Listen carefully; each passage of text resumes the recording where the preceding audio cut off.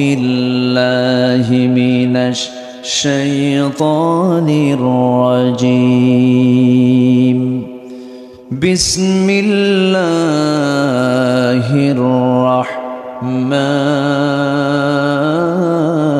الرحيم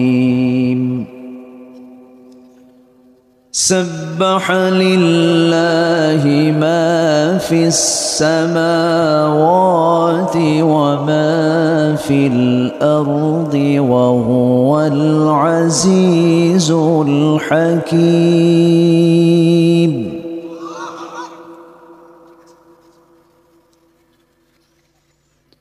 يا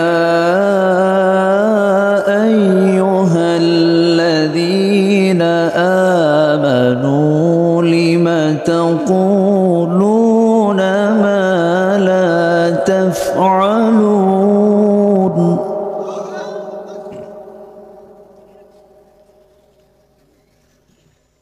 كبر مقتا عند الله أن تقولوا ما لا تفعلون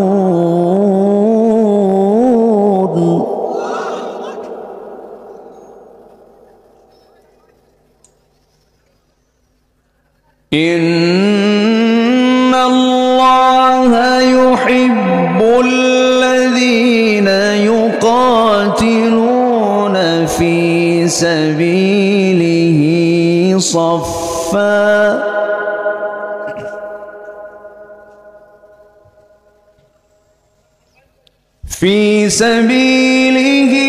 صفا كأنهم بنيان مرصوص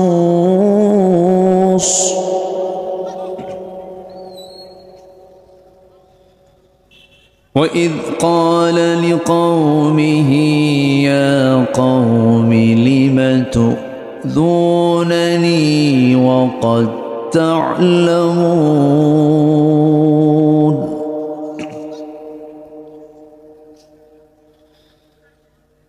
وقد تعلمون أني رسول الله إليكم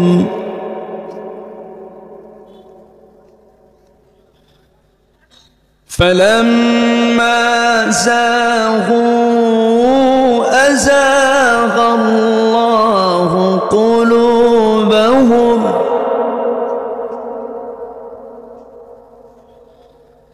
والله لا يهدي القوم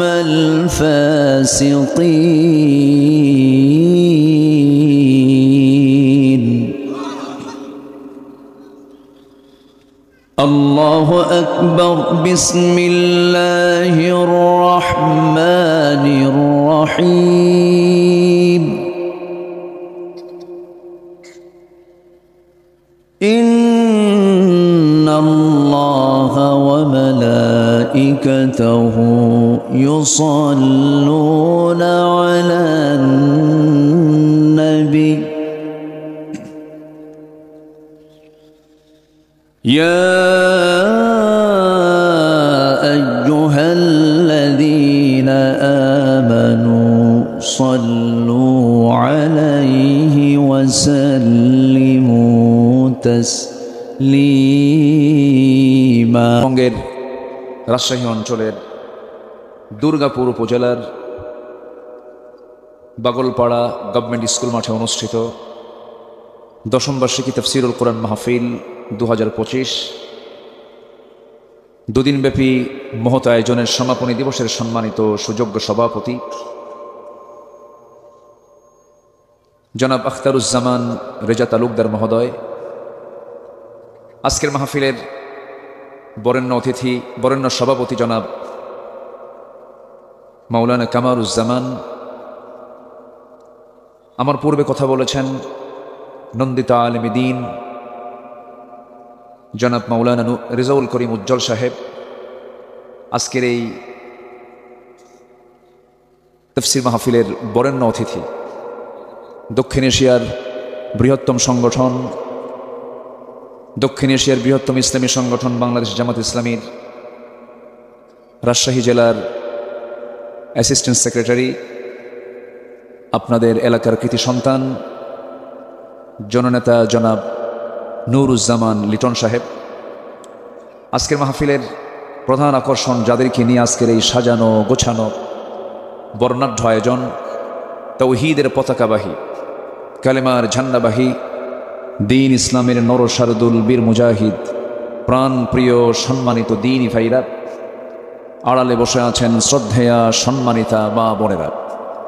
আলোচনার সূচনায় আনুষ্ঠানিকতার মধ্য দিয়ে আমার পক্ষ থেকে আবারও দিল খোলা সালাম, আসসালামু আলাইকুম ওয়া রাহমাতুল্লাহি ওয়া বারাকাতুহু। সবাই কেমন আছেন? আমাকে প্রশ্ন করলেন, আল্লাহ তাআলা আমাকে তো আপনার সাথে আপনার মতোই রেখেছেন। বলছি আলহামদুলিল্লাহ। আমার তো মুখ সাথে নিয়ে লাগতে হয়, বলুন তো একটু দূরে আমি নেব না মুখটা, এইভাবে রাখা যায়?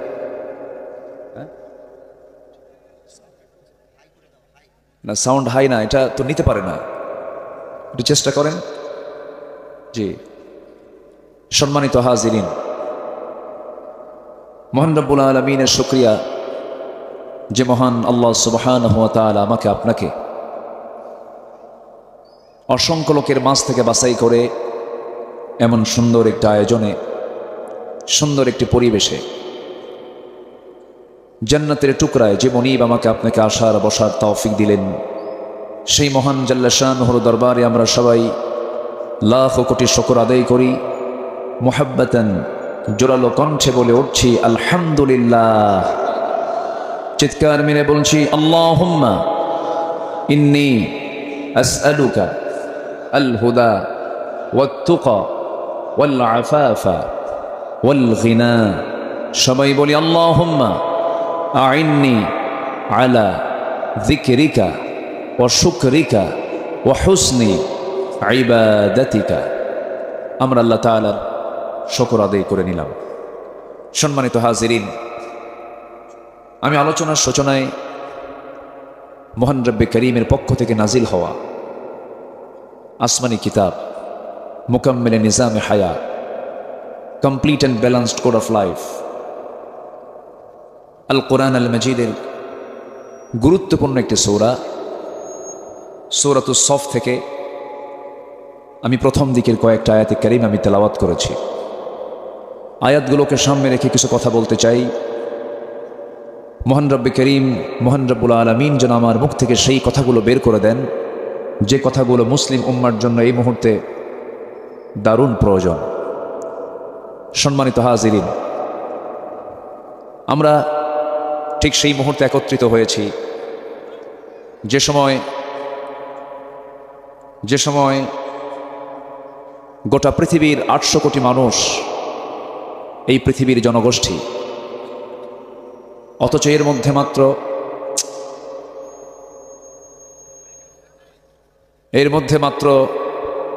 1 কোটি সামথিং, যাই হোক,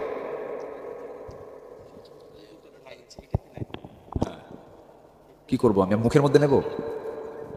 আমি কি মুখে নেবো? এটা মুখে চাচা আর মাথা ঠিক করতে পারে না।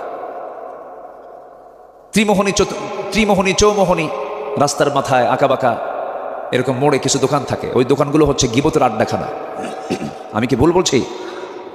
গীবতের আড্ডাখানায় বসে গেল, গীবত শুরু হয়ে গেল।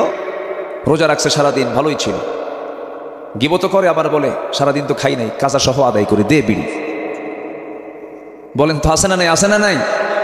যে রোজা আপনাকে গীবত ছাড়ায় না, যে রোজা আপনাকে বদভ্যাস ছাড়ায় না, সে রোজা রাখার কোনো প্রয়োজন নাই। বলেছেন মুহাম্মদ সাল্লাল্লাহু। রোজা কি শুধু রমজান মাসে না প্রত্যেক মাসেই আছে? বলেন বলেন বলেন বলেন। প্রত্যেক সপ্তাহেও আছে না নাই? প্রত্যেক সপ্তাহে কি বার? মাশাআল্লাহ, তুমি রোজা রাখো নাকি? এই ছেলের উত্তর দিল, দেখছেন, ছোট্ট বাচ্চা। অবশ্যই আদর্শের একটা পরিবার মনে হয় আছে এর সাথে। টাকা দেশেই রাখতো। দেশের টাকা যারা বাইরে পাচার করে তাদের মধ্যে ন্যূনতম মিনিমাম দেশপ্রেমটা নয়, সব পাচার করেছে। করবে না কেন? সংসার তো এই দেশে না, সংসার হলো ইউরোপে আর আমেরিকায়। আসতে কোন কেন? বিয়াই বাড়ি, শ্বশুর বাড়ি সব তো আমেরিকার, ইউরোপ দেশে আর কোনো বৌমা খুঁজে পায় নাই, বুঝেন নাই? সব চলে গেছে ওই জায়গায়। আচ্ছা, স্বামী যদি মুসলমান হয় আর বউ যদি খ্রিস্টান হয়, বাচ্চার পরিচয় কি বলেন? রাজশাহীতে কম, হ্যাঁ, বাগলপাড়া আরও নাই, এখানেও বেশি বললেন। এটা গ্রাম বললাম তো আমি, আবার এখানে বেশি বেশি কোন কেন? আল্লাহ রাব্বুল আলামিন বলছেন, তুমি কেন সেই কথা বলতে যাও যেই কথার বাস্তবায়ন তোমার মধ্যে নাই? তুমি সেটাই বলবে যা তুমি করবে, যেটা করবে না তা তুমি বলবে না। আল্লাহ পাক কাজ এবং কথা কি দুই রকম চান না একরকম চান? বলেন বলেন বলেন বলেন, একরকম চান। ইমানদারদের বৈশিষ্ট্য তেমনটা হওয়ার কথা, কারণ ইমানদার কখনো ওয়াদাকে ভঙ্গ করবে না। ওয়াল্লাযীনা হুম লিআমানাতিহিম ওয়া আহদিহিম রাউন ওয়াল্লাযীনা হুম আলা সালাওয়াতিহিম ইউহাফিযুন উলাইকা হুমুল ওয়ারিসুন আল্লাযীনা ইয়ারিসুনাল ফিরদাউসা হুম ফিহা খালিদুন। জোরে বলুন আল্লাহু আকবার। ইমানদার তো তারাই যারা তাদের আমানত ঠিক রাখবে, যারা তার ওয়াদা ঠিক রাখবে, এবং তারা করবে কি? নামাজের ব্যাপারে যত্নশীল হবে। এই সমস্ত বান্দাগুলোকে মহান রব্বুল আলামিন ওয়াদা করে বলছেন, এই সমস্ত বান্দাগুলো জান্নাতুল ফিরদাউসের ওয়ারিস হয়ে যাবে। ওয়াদা ঠিক রাখবে, আমানত ঠিক রাখবে। রাষ্ট্র ক্ষমতা একটা আমানত। রাষ্ট্র ক্ষমতা একটা কি বলেন তো? আমানত। রাষ্ট্র ক্ষমতা বড় একটা আমানত। যিনি রাষ্ট্রপতি হবেন তার মধ্যে পর পেরেশানি বেশি থাকবে। ইমামতি যিনি করবেন তার দায়িত্ব কম হয় না, বেশি হয়? বেশি হয়ে যায়। আপনি একা মুসল্লি নামাজ পড়ছেন, আপনার যদি কোনো ভুল হয় আপনার দায়টা আপনি দেখবেন, কিন্তু ইমাম যদি নামাজে দাঁড়ায় যদি কোনো ভুল করে ফেলে সকল মুসল্লির দায় তার কাঁধে চলে আসবে। আমার বন্ধুগণ, রাষ্ট্রপতির সম্মান যেমন আল্লাহ পাক বেশি দিয়েছেন, আবার রাষ্ট্রপতি যদি কোনো ভুল করে ফেলে তারও শাস্তির পরিমাণও কম না বেশি? একজন খলিফার কথা মনে পড়ে গেল, সাইয়েদনা ওমর ফারুকের নাম সবাই শুনেছেন। ইসলাম গ্রহণের পূর্বে তিনি একজন একরোখা মানুষ ছিলেন। রাসূলকে মারার জন্য কেউ সাহস পায় না, বলা হলো কে মারবে? সাইয়েদনা ওমর ফারুক একাই দাঁড়ায় গেলেন, তরবারি নিয়ে দাঁড়ায় বলছ, ও আবু জেহেল, শুধু আমাকে অনুমতি দিয়ে দাও, মুহাম্মদের কাল্লা তোমার সামনে হাজির করে ফেলবো। রাসূলকে মারার জন্য যে লোকটা সিদ্ধান্ত নিয়ে নেয় সে লোকটা কেমন হতে পারে? কিন্তু রাসূলকে মারতে গিয়েই একটা জায়গায় দুর্বল হয়ে গেলেন, একটা জায়গায় তিনি পরাজয় হলেন। সে একটা জায়গায় কি বলেন? বলেন বলেন বলেন বলেন বলেন। একটা জায়গায় কোরআনের কাছে কি তিনি হেরে গেলেন।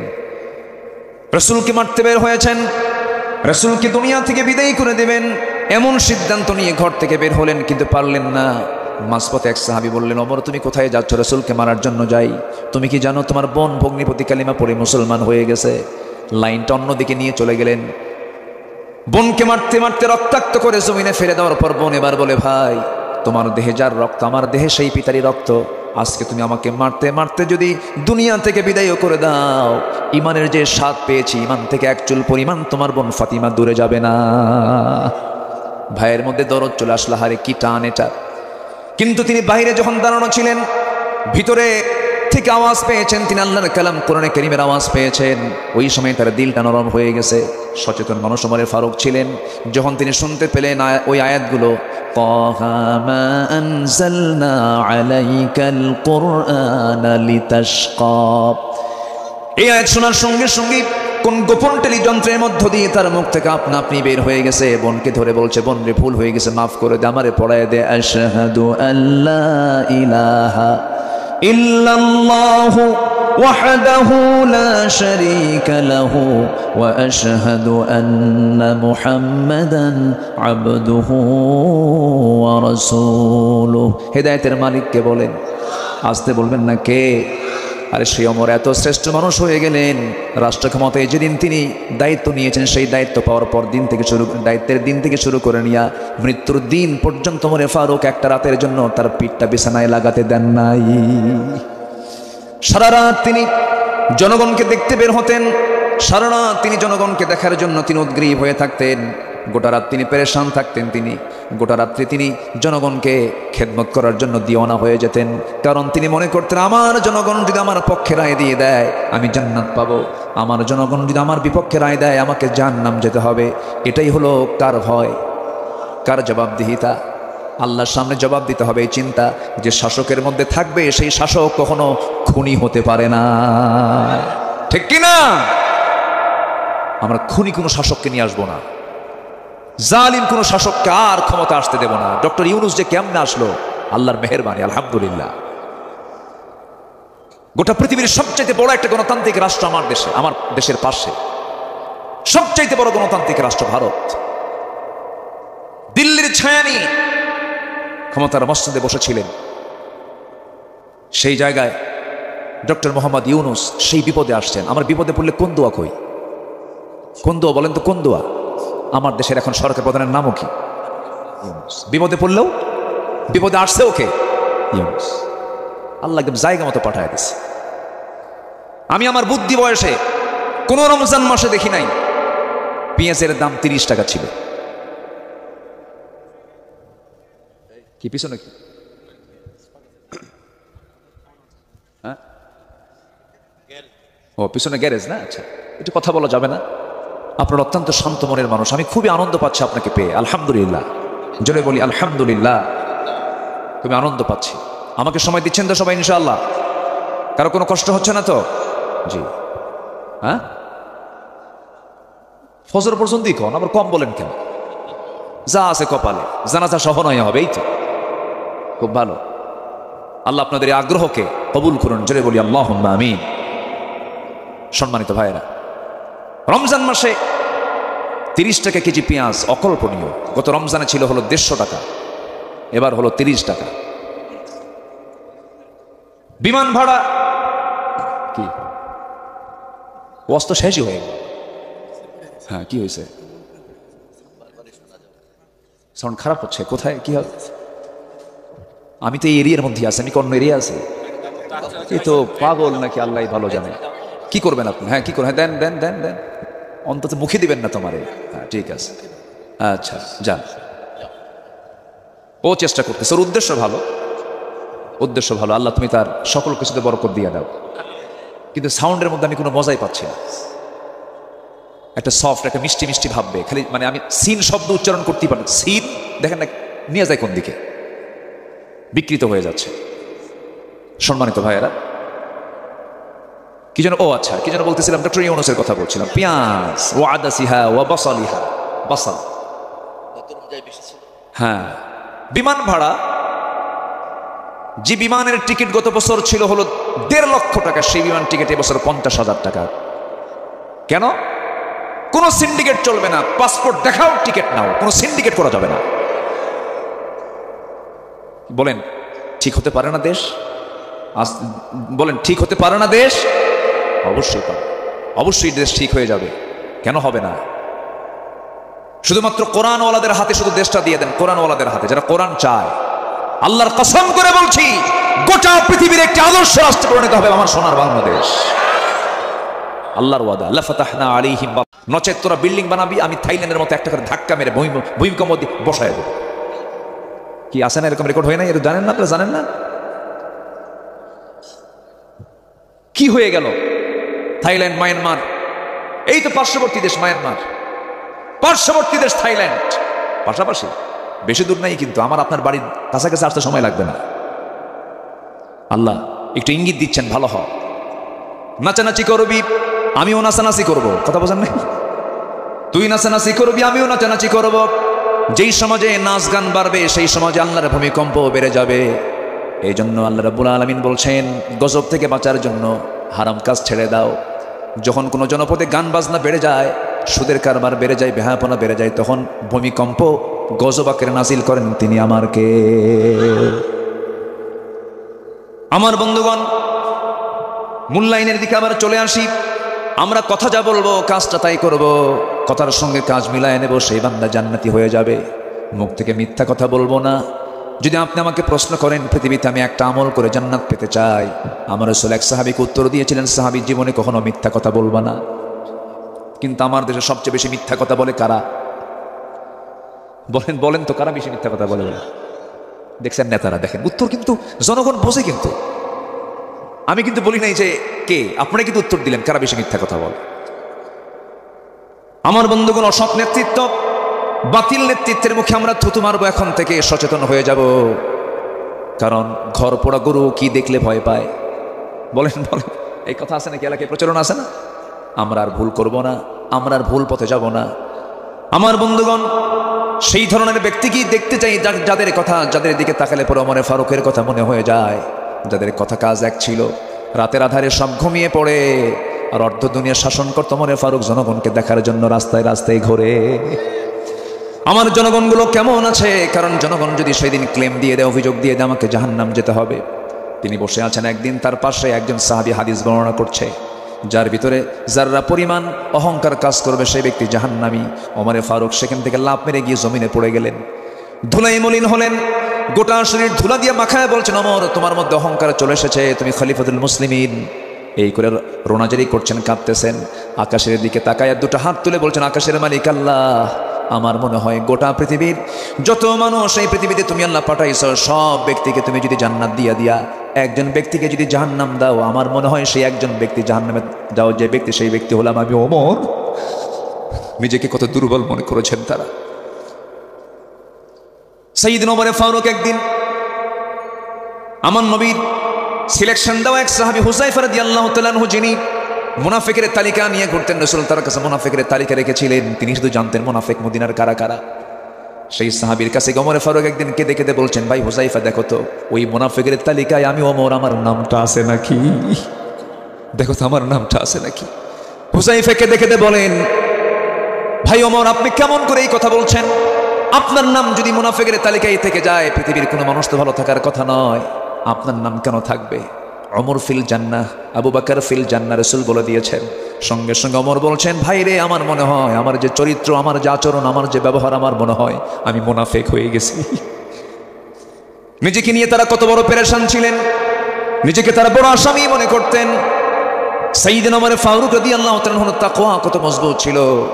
ঘোড়া কিনতে গেছেন একদিন, কি কিনতে গেছেন বলেন? ঘোড়া কিনতে গেছে। এখন মানুষ হোন্ডা কিনতে যায়, আগের মানুষ কি কিনতে যেত? ঘোড়া কিনতে যেত। এখন তো ঘোড়ার প্রয়োজন হয় না, এখন হুন্ডার প্রয়োজন হয়। তখন ছিল নিত্য প্রয়োজন ঘোড়া। ঘোড়া কেনার জন্য বাজারে চলে গেছেন, ঘোড়া বিক্রেতার কাছে সব লেনদেন ক্লিয়ার হয়ে গেছে, ঘোড়া তিনি বুঝে নিয়েছেন, টাকাও তিনি দিয়ে দিয়েছেন, ক্রয় বিক্রয় শেষ, চুক্তি শেষ। ক্রয়কৃত ঘোড়া কিনে তিনি ঘোড়ার পিঠে চড়ে কয়েক মাইল যাওয়ার পথেই ওই ঘোড়ার চারটা পা অকেজ হয়ে পড়ে গেল, ঘোড়ার উঠতে পারে না। সাইয়েদনা ওমর ফারুক রাদিয়াল্লাহু তাআলা আনহু আহত সেই ঘোড়াটাকে নিয়ে, অসুস্থ সেই ঘোড়াটাকে নিয়ে সঙ্গে করে ওই বিক্রেতা ঘোড়াওয়ালার কাছে এসে বলতেছে, ঘোড়াওয়ালা তুমি আমাকে কি ঘোড়া দিলা? এই ঘোড়া আমি নেব না, ফেরত নিয়ে নাও, কারণ অসুস্থ ঘোড়া তুমি আমাকে দিয়ে টাকা নিয়েছো, তুমি ফাঁকি দিয়েছো, এই ঘোড়াটা তুমি ফেরত নিয়ে আমাকে টাকাটা দিয়ে দাও। ঘোড়াওয়ালা বলছে, আমিরুল মুমিনিন, আল্লাহর কসম করে বলি আমি আপনাকে সুস্থ ঘোড়া দিয়েছি, আপনি ভুল বুঝতে পারছেন। আমি এই ঘোড়ার টাকা আপনাকে ফেরত দেব না, কারণ ক্রয় বিক্রয় চুক্তি সম্পূর্ণ হয়ে গেছে। ওমর ফারুক খেপে গেলেন, রেগে গেলেন। এবার ঘোড়া বিক্রেতা বলছে, ঠিক আছে আপনার দোষ নাই, আমারও দোষ নাই, চলুন আমরা আদালতে যাই। কোথায় যাই? ইবনুল হারিস আল কিন্দি রাহমাতুল্লাহি আলাইহি তিনি সে আদালতের চেয়ারে বসা আছেন। ওমর ফারুক রাদিয়াল্লাহু আনহু যখন আদালতের প্রাঙ্গণের ভিতরে যখন চলে গেছেন, সামনে যখন চলে গেছেন, বিচারপতি তাকে দেখা মাত্রই দাঁড়ায় গেছেন, দাঁড়িয়ে বলছেন, আমিরুল মুমিনিন আপনি এই জায়গায় কেন, কি হয়েছে আপনার? ওমর ফারুক বলছেন, বিচারপতি তুমি যেখানে বসে আছো সেখানেই বসে থাকো, আমি ওমর, আমাকে দেখে বিচার করো না, সঠিক বিচারটা তুমি দিয়ে দাও। জোরে কোন সুবহানাল্লাহ। ব্যক্তির চেহারা দেখে বিচার না আইন দেখে বিচার? আর আমার দেশে বিচার হয়েছে আজ পর্যন্ত কি দেখে? চেহারা দেখে। লিমা তাকুলুনা মা লা তাফআলুন, তুমি যা বলো তা কেন করো না, আবার সেটা কেন করো যা তুমি বলো না। আমার বন্ধুগণ, ওমর ফারুক রাদিয়াল্লাহু তাআলা আনহু সামনে দাঁড়ায় গেলেন। ঘোড়া বিক্রেতা বিচারপতির সামনে অভিযোগ দিয়ে দিলেন, অভিযোগটা তিনি শুনলেন, ওমর ফারুকের কথাও তিনি শুনলেন। বিচারপতি এই দুজনের কথা শোনার পরে এবার বলছেন, আমিরুল মুমিনিন, আল্লাহর কসম করে বলি বিচার করতে নিয়ে কোনো ব্যক্তি দেখি না, আমি আল্লাহকে দেখি। ইয়া আমিরুল মুমিনিন, আজকে আমি বিচারে বসেছি, আমি আপনাকে দেখি বিচার করছি না, তবে ফলাফল যেটা যাচ্ছে সেটা আপনার বিরুদ্ধেই চলে যাচ্ছে। কারণ ঘোড়া আপনি কিনেছেন, বুঝে শুনে কিনেছেন, টাকা দিয়েছেন, সুস্থ ঘোড়া পেয়েছেন।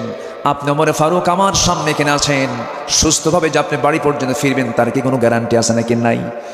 মানুষ যে কোনো মুহূর্তে অসুস্থ হতে পারে, যেটা প্রাণী সেও যে কোনো সময় অসুস্থ হতে পারে। সুস্থ ঘোড়া আপনি কিনে নিয়েছেন, বুঝে পেয়েছেন, আপনার মালিকানা যাওয়ার পর অসুস্থ হয়ে পড়েছে, কোনো ক্রমেই ঘোড়া বিক্রেতা আপনাকে টাকা ফেরত দেবে না। আপনি অসুস্থ হয়েছে, আপনার মালিকানায় চলে যাওয়ার পরে অসুস্থ ঘোড়ার মালিক আপনি এখন অসুস্থ ঘোড়া নিয়ে বাড়ি চলে যান। সুবহানাল্লাহ বলবেন না? সাইয়্যিদনা ওমর ফারুক রাদিয়াল্লাহু তাআলা আনহু মুসকে হাশিমের আদালত প্রাঙ্গণ ত্যাগ করলেন, সোজা বাড়িতে চলে গেলেন। পরের দিন সকালবেলা তিনি মন্ত্রী বৈঠকে বসলেন, মাজলিস শুরার বৈঠকে বসলেন, পরামর্শ সভার বৈঠকে বসে সবাইকে লক্ষ্য করে বললেন, আমি একজন বিচারপতি পেয়েছি গতকালকে, যে বিচারপতি কোনো ব্যক্তিকে দেখে বিচার করে না, সে আইন দেখে বিচার করে। সেই কাজে সুরাহিকে আঞ্চলিক বিচারপতি না বানায়া তার সাহসিকতার কারণে আমার বিরুদ্ধে সে রায় দেওয়ার সাহস পেয়েছে, তাকে চিফ জাস্টিসের পদে আমি তাকে বসায়া দিলাম। জোরে কোন সুবহানাল্লাহ। খলিফার বিরুদ্ধে রায় দিলে পরে তার প্রমোশন হয়, আর আমার দেশে কোনো বিচারপতি যদি রাষ্ট্রের বিরুদ্ধে একটু যায়, পাগলা বানায়া বাইরে পাঠায় দেয়। হ্যাঁ, এসকে সিনহা।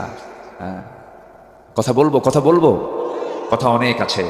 আমাকে সময় দিচ্ছেন তো? জোরে বলি ইনশাআল্লাহ। তাহলে ইমানদারের কথা আর কাজ হবে দুই না এক।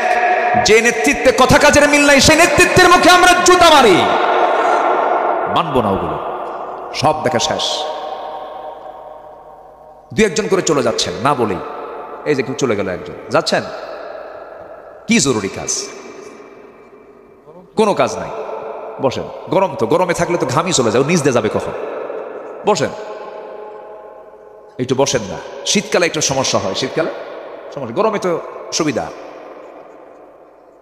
জি, একটু বসেন। এই যে বলতেছে তাও যাচ্ছে, একটু বসেন না। আল্লাহ তুমি কবুল করো, জোরে বলি আমিন। বলেন তো এই মুহূর্তে এর চাইতে শ্রেষ্ঠ বরকতময় জায়গার দ্বিতীয়টা আছে কোথাও? তো এই জায়গা আপনি ছাড়বেন কেন? আমরা দোয়া করে যাব, জোরে বলি ইনশাআল্লাহ। 3 নম্বর আয়াত এখন আসে। 2টা আয়াত কিন্তু আমি শেষ করেছি, এক রাত তো একটু একটু করে বলি, আমাকে শেষ করতে হচ্ছে। অনেক লম্বা লম্বা কথা ছিল, মুনাফিকদের বৈশিষ্ট্য কি হতে পারে, তারা কোন আচরণের হতে পারে, তাদের তবিয়ত কি, অনেক কথা ছিল। এখন 3 নম্বর আয়াতে আসে। ওই কথা আর কাজ যার মিল নাই, এটা কি? এটা কত বড় অপরাধ আল্লাহ বলছেন। আল্লাহ রাব্বুল আলামিন বলেন, كبر مقتا عند الله أن تقولوا ما لا تفعلون। আল্লাহর কাছে এই কাজটা বড় মারাত্মক গুনার কাজ। মুনাফিককে আল্লাহ রাব্বুল আলামিন মাফ করবেন না। মুনাফিককে যে জাহান্নাম দেওয়া হবে, জাহান্নামের উপরে থাকবে না নিচে থাকবে? বলেন, মুনাফিকরা কোথায় থাকবে? উপরে না নিচে? উপরে, মাঝখানে না নিচে? নিচে থাকবে, সবার নিচে। মুনাফিককে আল্লাহ পাক জাহান্নাম উদ্বোধন করবেন। ইন্নাল মুনাফিকিনা ফিদ দারকিল আসফালি মিনান নার ওয়া লা তাজিদ লাহুম নাসীরা। তাদের কোনো সাহায্যকারী থাকবে না, তারা চিরকাল জাহান্নামের মধ্যে অবস্থান করবে মুনাফিকরা। এরপর আল্লাহ রাব্বুল আলামিন এবার বলছেন, সুন্দর করে বলছেন, নিঃসন্দেহে আমি আল্লাহ তাকেই সবচেয়ে বেশি ভালোবাসি যারা ভ্রাতৃত্বের বন্ধনে আবদ্ধ হয়। জোরে কোন সুবহানাল্লাহ। আমরা এক হয়ে যাব, জোরে বলি ইনশাআল্লাহ। এক গ্রামে 7টা মসজিদ বানাবো। হ্যাঁ, বানায় আছে কিনা বলেন? মসজিদের মধ্যে ঢুকে একটা গন্ডগোল করে, তোর দাদার জায়গায় আমি নামাজ পড়বো, আমার দাদার জায়গায় আমি নামাজ পড়বো। কি আছে না নাই বলেন তো? এটা কি একতার লক্ষণ? মসজিদ বেশি দরকার না মুসল্লি বেশি দরকার? এখন আমার দেশে কি বেশি? লক্ষণ ভালো না তো, লক্ষণ খারাপ। মসজিদগুলোর চেহারা কি? ওরে বাপরে বাপ, শীতাতপ নিয়ন্ত্রিত, কার্পেটিং করা, টাইলস দিয়ে ঝলমল। ফজরের মুসল্লি 3 জন, ইমাম মুয়াজ্জিন খাদেম। আমি কি ভুল বলতেছি? ইমাম মুয়াজ্জিন খাদেমও থাকতো না যদি তার চাকরি না থাকতো। বাস্তব এটা। এবং মসজিদগুলো হয়ে গেছে এত কমার্শিয়াল, মানে এত রেডিমেড। মসজিদের দরজা 24 ঘন্টা খোলা থাকবে। আজান দেয়, নামাজ পড়ে, 10 মিনিটও যায় না বন্ধ। আমি কি ভুল বলতেছি? কেন বন্ধ থাকবে? মসজিদ ওপেন থাকবে। হয়তো বলবেন হুজুর ফ্যান যে চুরি করে।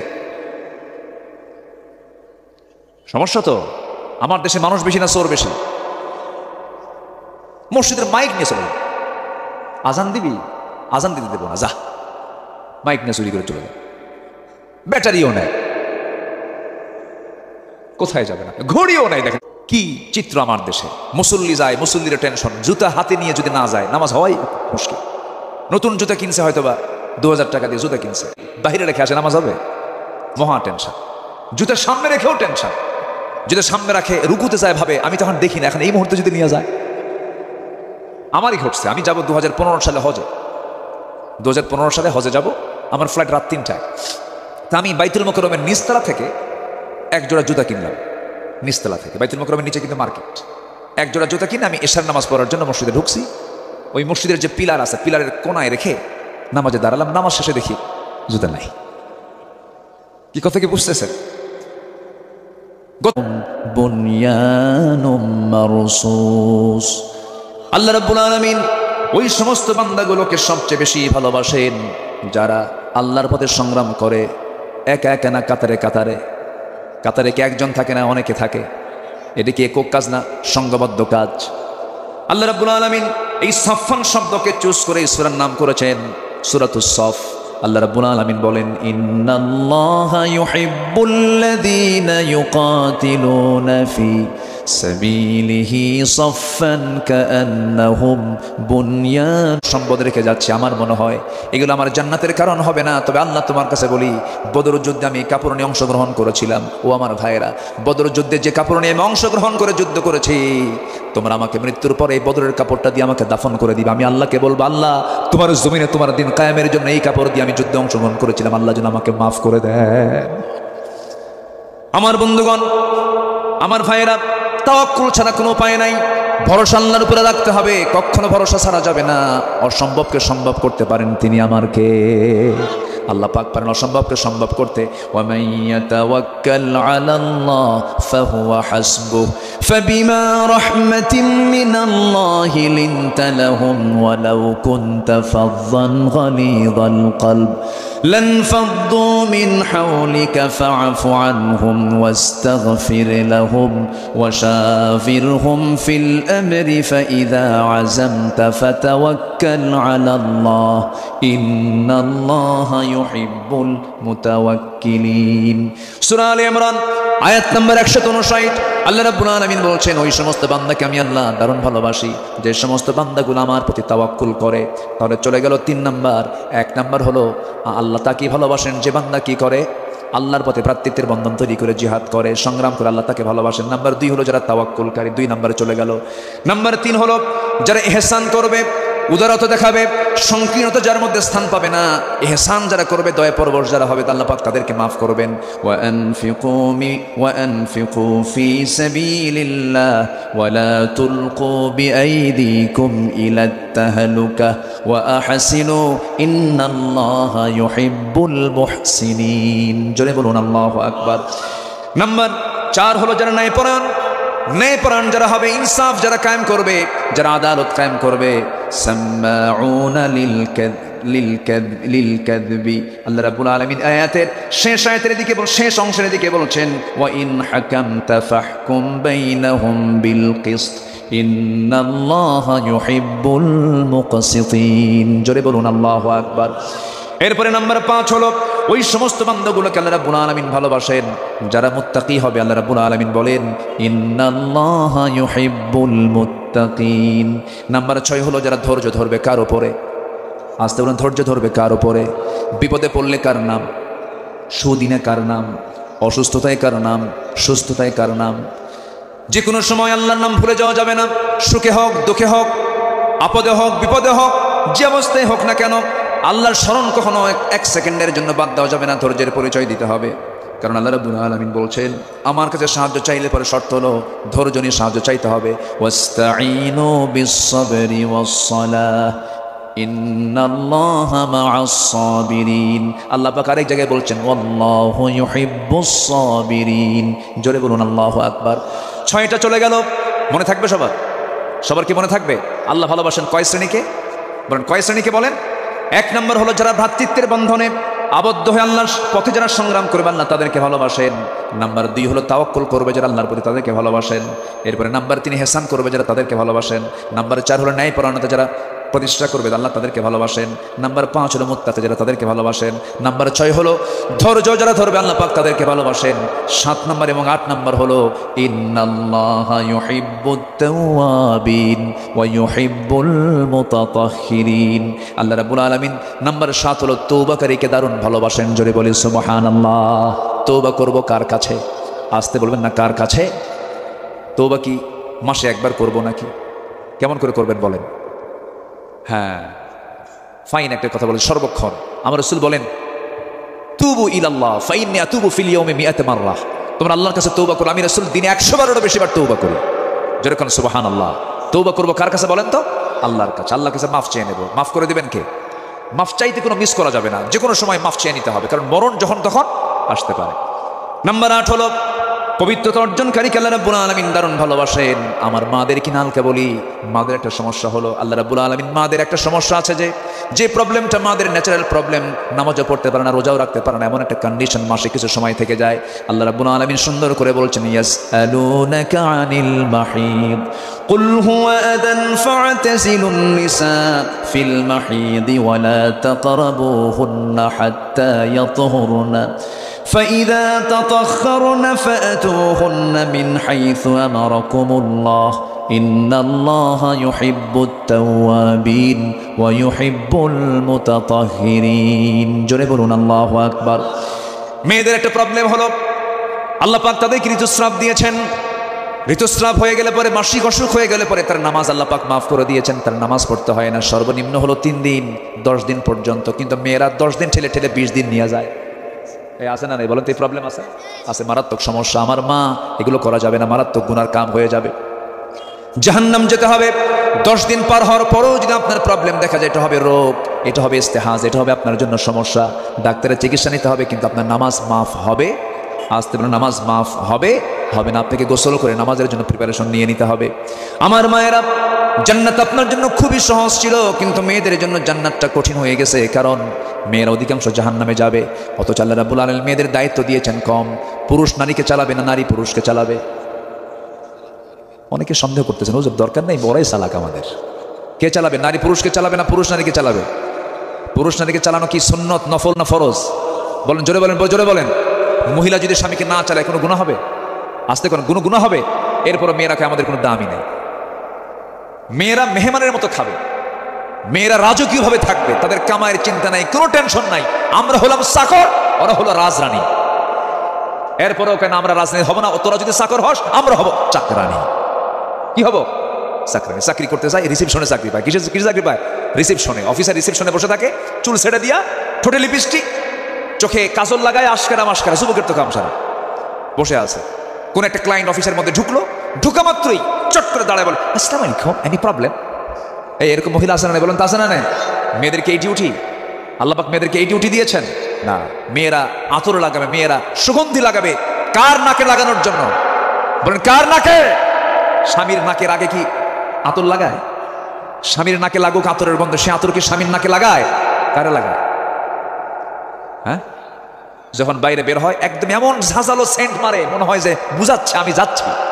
আছে না নাই? এটা হালাল না হারাম? চলে গেল ঢং ঢং করে বাইরে, দোকানদারের সামনে গিয়া মার্কেটিং করে। মার্কেটিং এ পুরুষ মহিলা, পুরুষ বেশি না মহিলা বেশি? শেষ কদরে, রমজানের শেষ কদর, শেষ দশকে, শেষ কদরে কি থাকে? শেষ দশকে কি থাকে? কদর থাকে। শেষ দশকে এই দেশের মার্কেটগুলোতে ভিড় কম না বেশি? পুরুষ দিয়ে না মহিলা দিয়া? দিনে না সন্ধ্যায়? দিনে না রাতে? কি কদর খোঁজে কোথায়? কোথায় খোঁজে? কোথায় খোঁজে? এগুলো কথা মনে বলার দরকার নেই। মার্কেটে চলে গেল ঢং ঢং করে, মাথায় কাপড় নাই, ওইদিকে কিন্তু তাহাজ্জুদে পড়ছে আবার, মানে মাথায় টুপি, পরনে লুঙ্গি নাই, চলে গেছে মার্কেটে ঢং ঢং করে। গোটা শরীর তো প্রায় উলঙ্গই। উলঙ্গ তো মানুষ দেখবেই না, কিন্তু এমন ভাবে সাজে, না দেখে উপায় নাই। মাথা থেকে পা পর্যন্ত অর্ধলগ্ন দেহ নিয়ে দোকানদারের সামনে দিয়ে ঝুঁকে পড়ে, ঠ্যাঙের উপরে ঠ্যাং তুলে দোকানদারকে লক্ষ্য করে বলে, ভাইয়া একটা শাড়ি দেখানো যাবে কি? দোকানদারও কম না, শাড়ি একখান বের করে নিজের গায়ে লটকায় দিয়ে বলে, আপা এই শাড়ি কিন্তু আপনাকে দারুণ মানাবে। ওটা আরেক বদমাইশ। আছে না নয়? এই নোংরামিগুলো আমার মা বোনদের দিয়ে করাবো না আমরা। আমার মা বোন, আমার স্ত্রী আমাকে জাহান্নামে নিয়ে যাবে, শুধুমাত্র কারণ হলো পর্দাহীনতার কারণে। প্রত্যেক মা বোন মেয়ের পর্দার দিকে আমাদের প্রত্যেকটা পুরুষের খেয়াল করার দরকার আছে না নাই? সেই খেয়াল করা সুন্নত না ফরজ? ফরজ। আমরা খেয়াল করবো, জোরে বলি ইনশাআল্লাহ। আল্লাহ কবুল করুন। ফজর নামাজ সবাই পড়বেন তো ইনশাআল্লাহ? ফজর পড়বেন কারা কারা? একটু হাত তুলে দেখান দেখি। জোরে বলি ইয়া আল্লাহ। আরো জোরে বলি ইয়া আল্লাহ। আমাদেরকে ফজর, জোহর, আসর, মাগরিব, ইশা 5 ওয়াক্ত সালাত আদায় করার তৌফিক তুমি আল্লাহ দিয়া দাও। জোরে বলি আমিন। আরো জোরে আমিন, আরো জোরে আমিন। হাত নামান। বাড়িতে বউ আছে না নাই? বউ যদি নামাজ না পড়ে কি করবেন? এখন ফাউল করছে, মায়ের বিয়ে করছো, মারা এত সস্তা, বউ মারা এত সস্তা, বিয়ে করে নাই তো এই জন্য উত্তর ভুল কইছে। বিয়ে করলে টের পাবে যে বউ মারা কত কঠিন।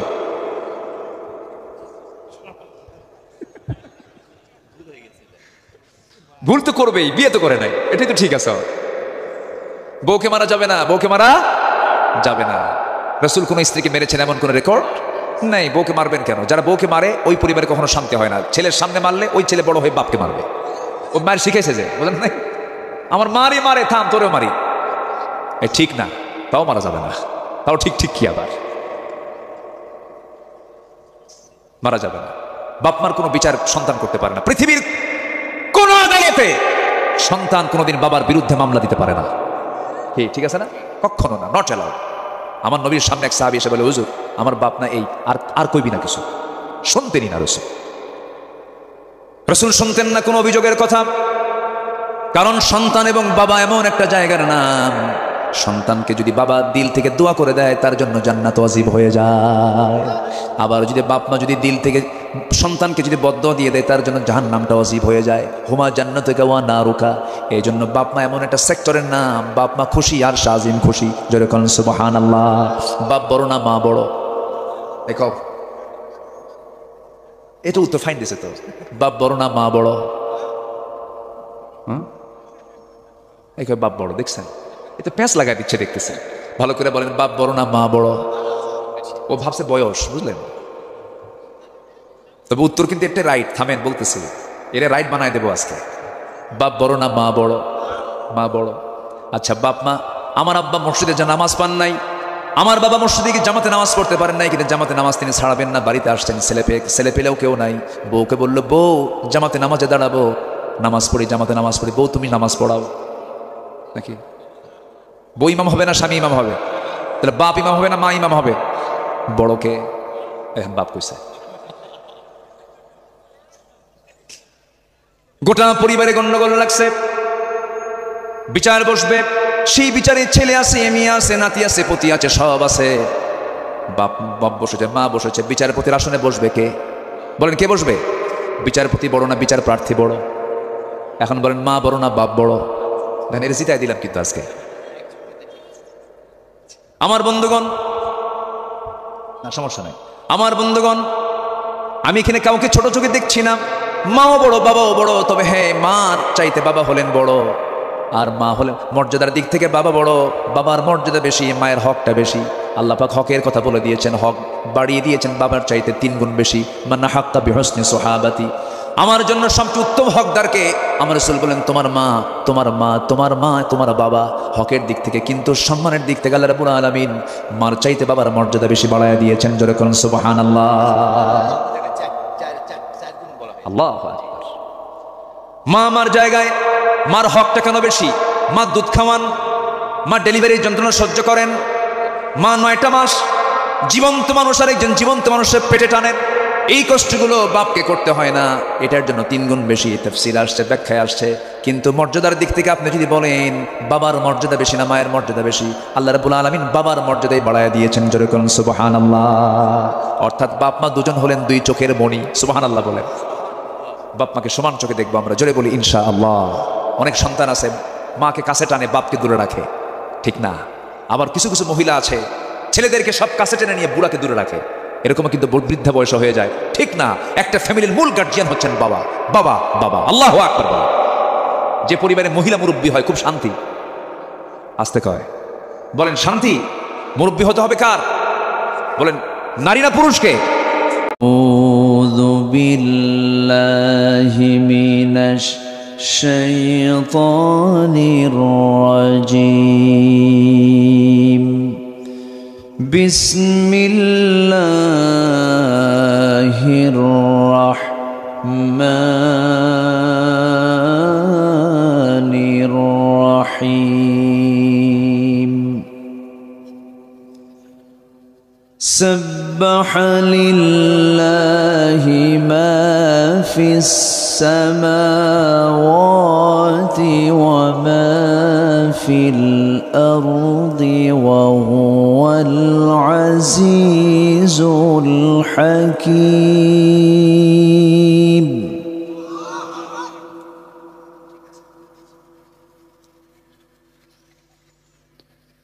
يا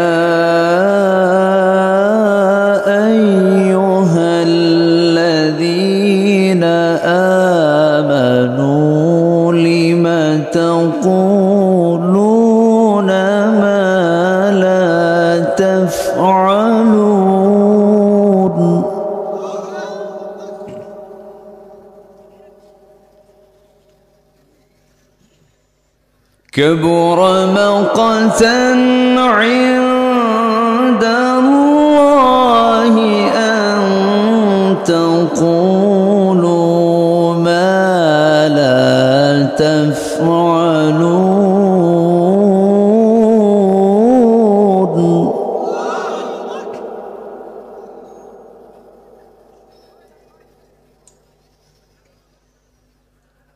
إن الله يحب الذين يقاتلون في سبيله صفا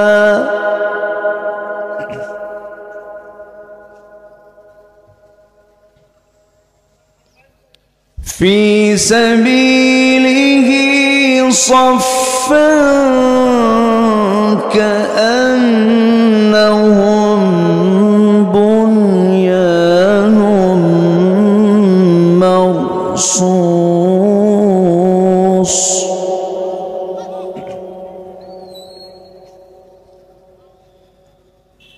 وإذ قال لقومه يا قوم لم تؤذونني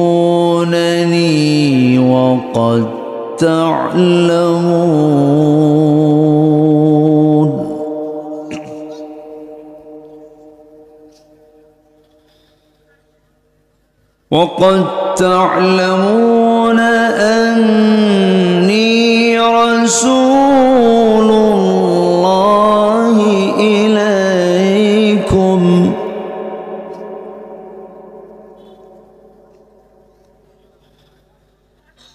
فلما زاغوا أزاغ الله قلوبهم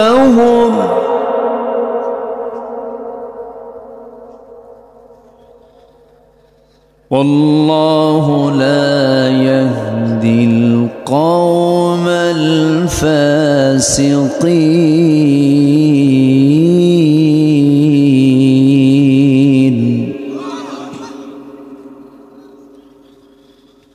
الله أكبر بسم الله الرحمن الرحيم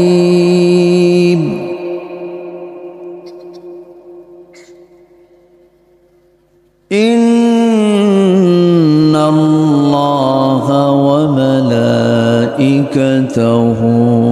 يصلون على النبي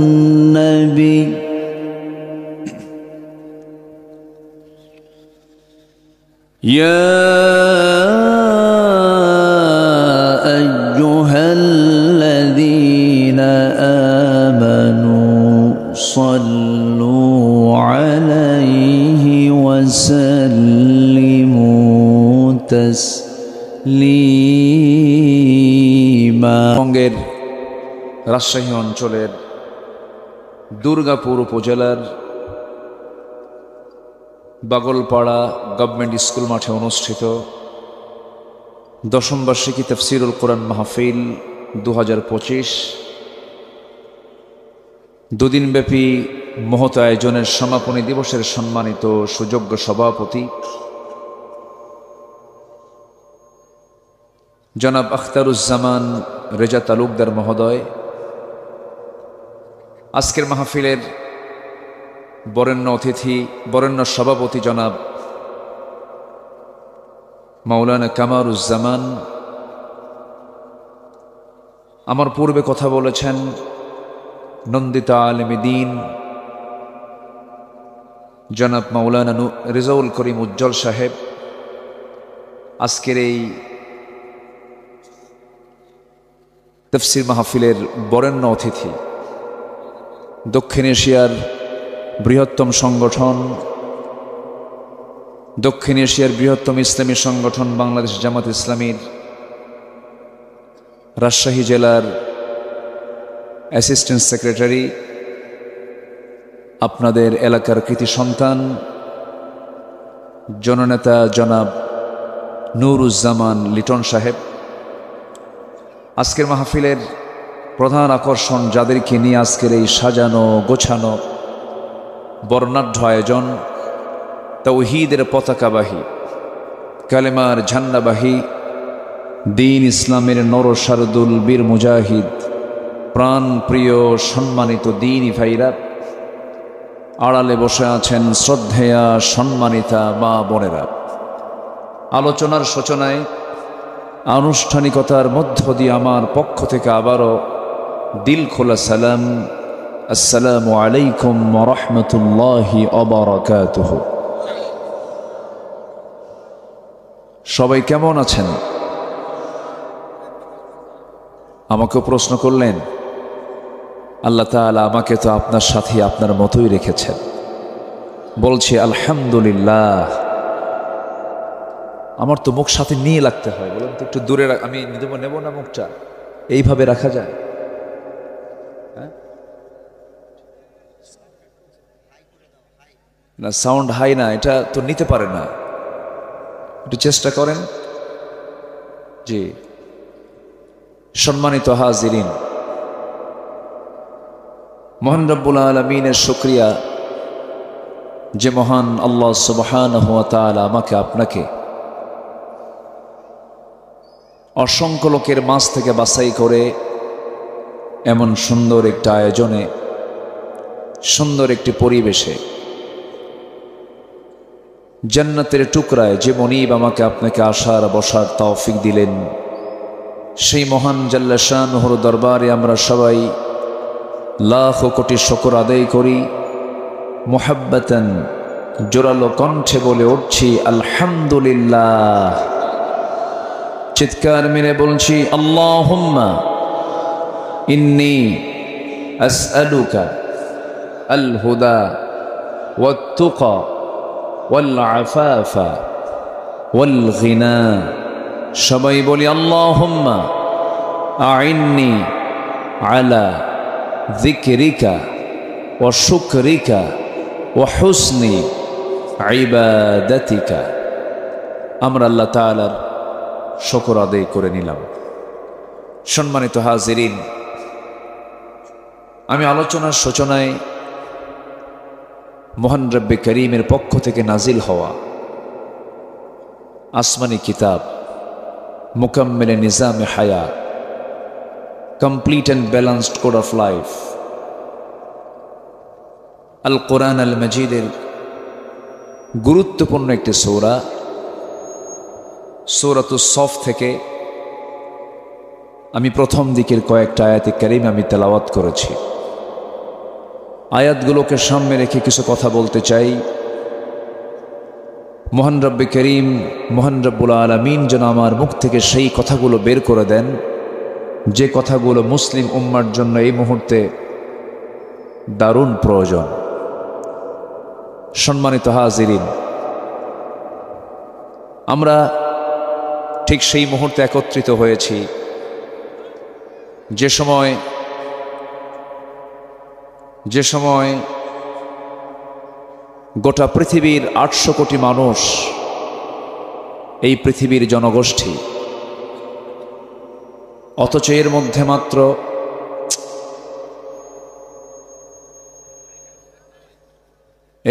মাত্র 1 কোটি সামথিং, যাই হোক,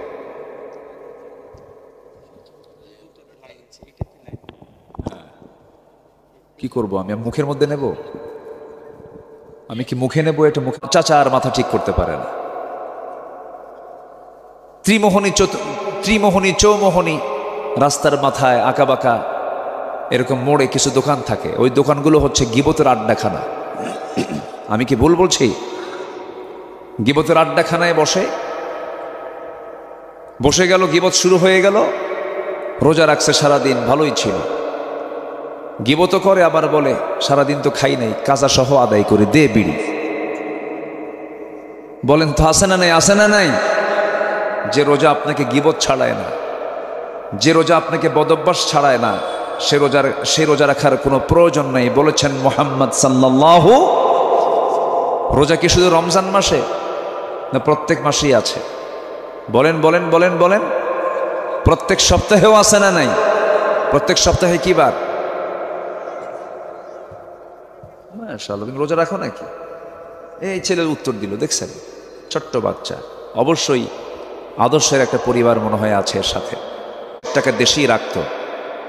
দেশের টাকা যারা বাইরে পাচার করে তাদের মধ্যে ন্যূনতম মিনিমাম দেশপ্রেমটা নয়। সব পাচার করেছে। করবে না কেন? সংসার তো এই দেশে না, সংসার হলো ইউরোপে আর আমেরিকায়। আসতে কোন কেন? বিয়াই বাড়ি, শ্বশুর বাড়ি সব তো আমেরিকার, ইউরোপ।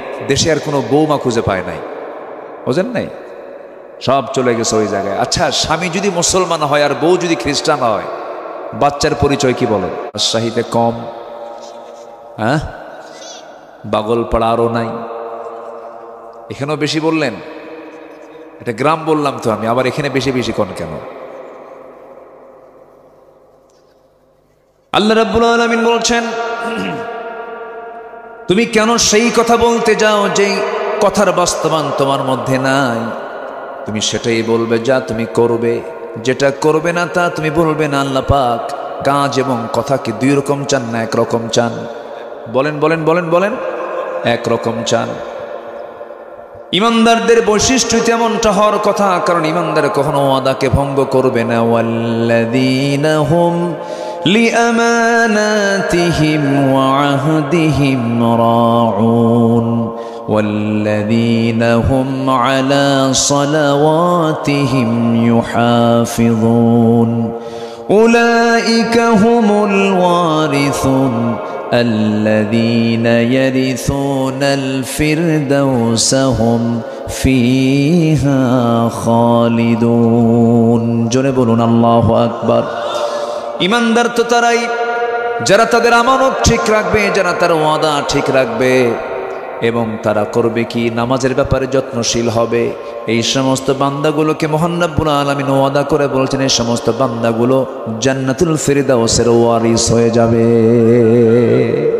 ওয়াদা ঠিক রাখবে, আমানত ঠিক রাখবে। রাষ্ট্র ক্ষমতা একটা আমানত। রাষ্ট্র ক্ষমতা একটা কি বলেন তো? আমানত।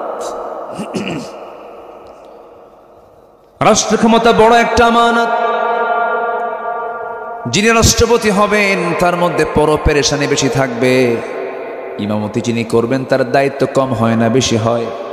বেশি হয়ে যায়। আপনি একা মুসল্লি নামাজ পড়ছেন, আপনার যদি কোনো ভুল হয় আপনার দায়টা আপনি দেখবেন, কিন্তু ইমাম যদি নামাজে দাঁড়ায়া যদি কোনো ভুল করে ফেলে সকল মুসল্লির দায় তার কাঁধে চলে আসবে।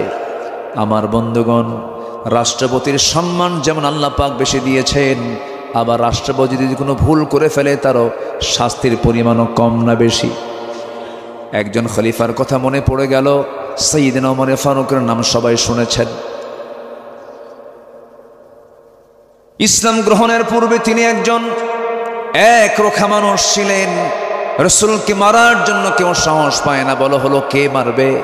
সাইয়েদনা ওমর ফারুক একাই দাঁড়ায় গেলেন, তরবারি নিয়ে দাঁড়ায় বলছ, ও আবু জেহেল, শুধু আমাকে অনুমতি দিয়ে দাও, মুহাম্মদের কাল্লা তোমার সামনে হাজির করে ফেলবো। রাসূলকে মারার জন্য যে লোকটা সিদ্ধান্ত নিয়ে নেয় সে লোকটা কেমন হতে পারে? কিন্তু রাসূলকে মারতে গিয়েই একটা জায়গায় দুর্বল হয়ে গেলেন, একটা জায়গায় তিনি পরাজয় হলেন। সে একটা জায়গায় কি বলেন? বলেন বলেন বলেন বলেন বলেন। একটা জায়গায় কোরআনের কাছে কি তিনি হেরে গেলেন। রাসূলকে মারতে বের হয়েছেন, রাসূলকে দুনিয়া থেকে বিদায় করে দেবেন এমন সিদ্ধান্ত নিয়ে ঘর থেকে বের হলেন, কিন্তু পারলেন না। মাঝপথে এক সাহাবী বললেন, ওমর তুমি কোথায় যাচ্ছ? রাসূলকে মারার জন্য যাই। তুমি কি জানো তোমার বোন ভগ্নিপতি কালিমা পড়ে মুসলমান হয়ে গেছে? লাইনটা অন্যদিকে নিয়ে চলে গেলেন। বোনকে মারতে মারতে রক্তাক্ত করে জমিনে ফেলে দেওয়ার পর বোন এবার বলে, ভাই তোমার দেহে যার রক্ত আমার দেহে সেই পিতারই রক্ত। আজকে তুমি আমাকে মারতে মারতে যদি দুনিয়া থেকে বিদায় করে দাও, ইমানের যে স্বাদ পেয়েছি ইমান থেকে এক চুল পরিমাণ তোমার বোন ফাতিমা দূরে যাবে না।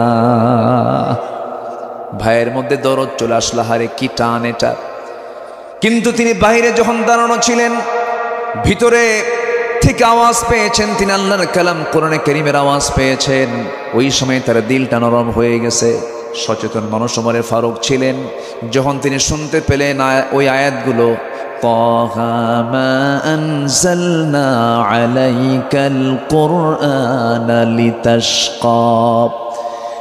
এই আয়াত শোনার সঙ্গে সঙ্গে কোন গোপন টেলিযন্ত্রের মধ্য দিয়ে তার মুখ থেকে আপনা আপনি বের হয়ে গেছে, বোনকে ধরে বলছে, বোন রে ভুল হয়ে গেছে, মাফ করে দে, আমারে পড়ায় দে। আশহাদু আল্লা ইলাহা ইল্লাল্লাহু ওয়াহদাহু লা শারীকা লাহু ওয়া আশহাদু আন্না মুহাম্মাদান আবদুহু ওয়া রাসূলুহু। হেদায়েতের মালিককে বলেন, আসতে বলবেন না কে? আরে সে অমর এত শ্রেষ্ঠ মানুষ হয়ে গেলেন, রাষ্ট্র ক্ষমতায় যেদিন তিনি দায়িত্ব নিয়েছেন, সেই দায়িত্ব পাওয়ার পর দায়িত্বের দিন থেকে শুরু করে নিয়া মৃত্যুর দিন পর্যন্ত ওমরে ফারুক একটা রাতের জন্য তার পিঠটা বিছানায় লাগাতে দেন নাই। সারা রাত তিনি জনগণকে দেখতে বের হতেন, সারা রাত তিনি জনগণকে দেখার জন্য তিনি উদ্গ্রীব হয়ে থাকতেন, গোটা রাত তিনি পেরেশান থাকতেন, তিনি গোটা রাত্রি তিনি জনগণকে খেদমত করার জন্য দিওয়ানা হয়ে যেতেন। কারণ তিনি মনে করতেন, আমার জনগণ যদি আমার পক্ষে রায় দিয়ে দেয় আমি জান্নাত পাবো, আমার জনগণ যদি আমার বিপক্ষে রায় দেয় আমাকে জাহান্নাম যেতে হবে। এটাই হলো কার ভয়, কার জবাবদিহিতা? আল্লাহর সামনে জবাব দিতে হবে। এই চিন্তা যে শাসকের মধ্যে থাকবে, সেই শাসক কখনো খুনি হতে পারে না, ঠিক কিনা? আমরা খুনি কোনো শাসককে নিয়ে আসবো না, জালিম কোনো শাসককে আর ক্ষমতা আসতে দেব না। ডক্টর ইউনূস যে কেমনে আসলো, আল্লাহর মেহেরবানি, আলহামদুলিল্লাহ। গোটা পৃথিবীর সবচাইতে বড় একটা গণতান্ত্রিক রাষ্ট্র আমার দেশে, আমার দেশের পাশে সবচাইতে বড় গণতান্ত্রিক রাষ্ট্র ভারত। দিল্লির ছায়া নিয়ে ক্ষমতার মসনদে বসেছিলেন, সেই জায়গায় ডক্টর মোহাম্মদ ইউনূস সেই বিপদে আসছেন। আমার বিপদে পড়লে কোন দোয়া কই? কোন দোয়া বলেন তো, কোন দোয়া? আমার দেশের এখন সরকার প্রধানের নামও কি? ইউনূস। বিপদে পড়লেও, বিপদে আসছে ওকে ইউনূস। আল্লাহ একদম জায়গা মতো পাঠায় দিছে। আমি আমার বুদ্ধি বয়সে কোন রমজান মাসে দেখি নাই পেঁয়াজের দাম 30 টাকা ছিল। কি পিছনে কি? হ্যাঁ, ও পিছনে গ্যারেজ না? আচ্ছা, একটু কথা বলা যাবে না? আপনার অত্যন্ত শান্ত মনের মানুষ, আমি খুবই আনন্দ পাচ্ছি আপনাকে পেয়ে। আলহামদুলিল্লাহ, জোরে বলি আলহামদুলিল্লাহ। খুবই আনন্দ পাচ্ছি। আমাকে সময় দিচ্ছেন তো সবাই ইনশাআল্লাহ? কারো কোনো কষ্ট হচ্ছে না তো? জি। হ্যাঁ, ফজর পর্যন্তই কন, আবার কম বলেন কেন? যা আছে কপালে, জানাজা সহ নয় হবে, এই তো খুব ভালো। আল্লাহ আপনাদের এই আগ্রহকে কবুল করুন, জোরে বলি আল্লাহুম্মা আমিন।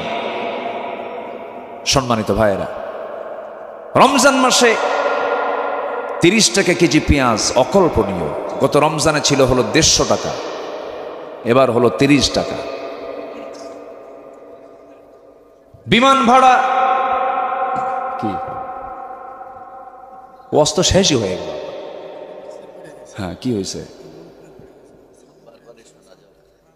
সাউন্ড খারাপ হচ্ছে, কোথায় কি হবে? আমি তো এই এরিয়ার মধ্যে আছি, আমি কি অন্য এরিয়া আছে? এই তো পাগল নাকি আল্লাহ ভালো জানে।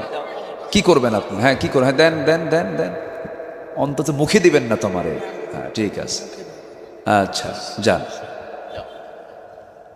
ও চেষ্টা করতেছে, ওর উদ্দেশ্য ভালো, উদ্দেশ্য ভালো। আল্লাহ তুমি তার সকল কিছুতে বরকত দিয়ে দাও। কিন্তু সাউন্ডের মধ্যে আমি কোনো মজাই পাচ্ছি না। একটা সফট, একটা মিষ্টি মিষ্টি ভাববে, খালি মানে আমি সিন শব্দ উচ্চারণ করতেই পারি। সিন দেখেন না নিয়ে যায় কোন দিকে, বিকৃত হয়ে যাচ্ছে। সম্মানিত ভাইয়েরা, কি যেন, ও আচ্ছা, কি যেন বলতেছিলাম, ডক্টর ইউনূসের কথা বলছিলাম। পেঁয়াজ ও আদাসিহা ও বাসালিহা, বাসাল, হ্যাঁ। বিমান ভাড়া, যে বিমানের টিকিট গত বছর ছিল হলো 1.5 লক্ষ টাকা, সেই বিমান টিকিট এবছর 50,000 টাকা। কেন? কোনো সিন্ডিকেট চলবে না। পাসপোর্ট দেখাও, টিকিট নাও, কোনো সিন্ডিকেট করা যাবে না। বলেন ঠিক হতে পারে না দেশ? বলেন ঠিক হতে পারে না দেশ? অবশ্যই পারে, অবশ্যই দেশ ঠিক হয়ে যাবে। কেন হবে না? শুধুমাত্র কোরআনওয়ালাদের হাতে শুধু দেশটা দিয়ে দেন, কোরআনওয়ালাদের হাতে, যারা কোরআন চায়। আল্লাহর কসম করে বলছি, গোটা পৃথিবীর একটি আদর্শ রাষ্ট্রে পরিণত হবে আমার সোনার বাংলাদেশ। আল্লাহর ওয়াদা, লা ফাতাহনা আলাইহিম। নচেত তোরা বিল্ডিং বানাবি, আমি থাইল্যান্ডের মতো একটা করে ধাক্কা মেরে ভূমিকম্প দিয়ে বসায় দেব। কি আসে না এরকম রেকর্ড হয় নাই? এটা জানেন না আপনারা? জানেন না কি হয়ে গেল? থাইল্যান্ড, মায়ানমার, এই তো পার্শ্ববর্তী দেশ মায়ানমার, পার্শ্ববর্তী দেশ থাইল্যান্ড, পাশাপাশি, বেশি দূর নাই কিন্তু। আমার আপনার বাড়ির কাছাকাছি আসতে সময় লাগবে না। আল্লাহ একটু ইঙ্গিত দিচ্ছেন, ভালো হ, নাচানাচি করবি, আমিও নাচানাচি করব। কথা বোঝেন নাই? তুই নাচানাচি করবি, আমিও নাচানাচি করব। যেই সমাজে নাচ গান বাড়বে, সেই সমাজে আল্লাহর ভূমিকম্প বেড়ে যাবে। এই জন্য আল্লাহ রাব্বুল আলামিন বলছেন, গজব থেকে বাঁচার জন্য হারাম কাজ ছেড়ে দাও। যখন কোনো জনপদে গান বাজনা বেড়ে যায়, সুদের কারবার বেড়ে যায়, বেহায়াপনা বেড়ে যায়, তখন ভূমিকম্প গজব আকারে নাজিল করেন তিনি আমার কে? আমার বন্ধুগণ, মূল্যায়নের দিকে আবার চলে আসি। আমরা কথা যা বলবো, কাজটা তাই করব। কথার সঙ্গে কাজ মিলায় নেব, সেই বান্দা জান্নাতি হয়ে যাবে। মুখ থেকে মিথ্যা কথা বলবো না। যদি আপনি আমাকে প্রশ্ন করেন, পৃথিবীতে আমি একটা আমল করে জান্নাত পেতে চাই, আমার রাসূল এক সাহাবীকে উত্তর দিয়েছিলেন, সাহাবী জীবনে কখনো মিথ্যা কথা বলবা না। কিন্তু আমার দেশে সবচেয়ে বেশি মিথ্যা কথা বলে কারা? বলেন বলেন তো, কারা বেশি মিথ্যা কথা বলে? বলে দেখছেন নেতারা। দেখেন উত্তর কিন্তু জনগণ বোঝে। কিন্তু আমি কিন্তু বলি নাই যে কে, আপনারা কিন্তু উত্তর দিলেন কারা বেশি মিথ্যা কথা বলে। আমার বন্ধুগণ, অসৎ নেতৃত্ব, বাতিল নেতৃত্বের মুখে আমরা থুতু মারবো। এখন থেকে সচেতন হয়ে যাব। কারণ ঘর পোড়া গরু কি দেখলে ভয় পায়? বলেন বলেন, এই কথা আছে নাকি এলাকায় প্রচলন আছে না?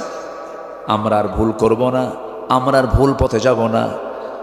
আমার বন্ধুগণ, সেই ধরনের ব্যক্তি কি দেখতে চাই যাদের কথা, যাদের দিকে তাকালে পরে ওমর ফারুকের কথা মনে হয়ে যায়, যাদের কথা কাজ এক ছিল, রাতের আধারে সব ঘুমিয়ে পড়ে আর অর্ধ দুনিয়া শাসন করত ওমর ফারুক জনগণকে দেখার জন্য রাস্তায় রাস্তায় ঘোরে।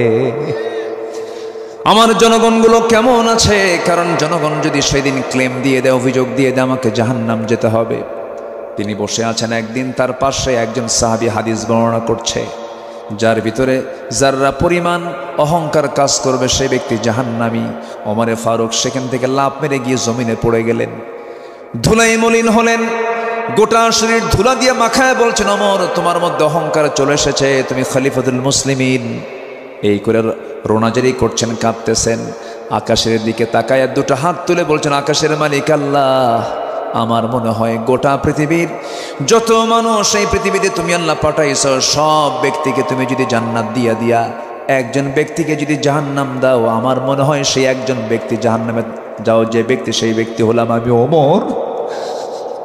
নিজেকে কত দুর্বল মনে করেছেন তারা। সাইয়েদনা ওমর ফারুক একদিন আমার নবীর সিলেকশন দেওয়া এক সাহাবী হুযায়ফা রাদিয়াল্লাহু তাআলা আনহু, যিনি মুনাফিকের তালিকা নিয়ে ঘুরতেন, রাসূল তার কাছে মুনাফিকের তালিকা রেখেছিলেন। তিনি শুধু জানতেন মুনাফিক মদিনার কারা কারা। সেই সাহাবীর কাছে ওমর ফারুক একদিন কেঁদে কেঁদে বলছেন, ভাই হুযায়ফা, দেখো তো ওই মুনাফিকের তালিকায় আমি ওমর, আমার নামটা আছে নাকি? দেখো তো আমার নামটা আছে নাকি? হুযায়ফা কেঁদে কেঁদে বলেন, ভাই ওমর, আপনি কেমন করে এই কথা বলছেন? আপনার নাম যদি মুনাফিকের তালিকায় থেকে যায়, পৃথিবীর কোনো মানুষ তো ভালো থাকার কথা নয়, আপনার নাম কেন থাকবে? ওমর ফিল জান্নাহ, আবু বকর ফিল জান্নাহ, রাসূল বলে দিয়েছেন। সঙ্গে সঙ্গে ওমর বলছেন, ভাই রে, আমার মনে হয় আমার যে চরিত্র, আমার যে আচরণ, আমার যে ব্যবহার, আমার মনে হয় আমি মুনাফিক হয়ে গেছি। নিজেকে নিয়ে তারা কত বড় পেরেশান ছিলেন। নিজেকে তারা বড় আসামি মনে করতেন। সাইয়েদনা ওমর ফারুক রাদিয়াল্লাহু তাআলা আনহুর তাকওয়া কত মজবুত ছিল। ঘোড়া কিনতে গেছেন একদিন। কি কিনতে গেছেন বলেন? ঘোড়া কিনতে গেছে। এখন মানুষ হোন্ডা কিনতে, আগের মানুষ কি কিনতে যেত? ঘোড়া কিনতে যেত।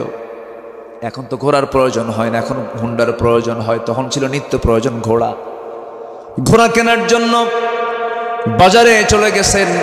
ঘোড়া বিক্রেতার কাছে সব লেনদেন ক্লিয়ার হয়ে গেছে। ঘোড়া তিনি বুঝে নিয়েছেন, টাকাও তিনি দিয়ে দিয়েছেন। ক্রয় বিক্রয় শেষ, চুক্তি শেষ। ক্রয়কৃত ঘোড়া কিনে তিনি ঘোড়ার পিঠে চড়ে কয়েক মাইল যাওয়ার পথেই ওই ঘোড়ার 4টা পা অকেজো হয়ে পড়ে গেল।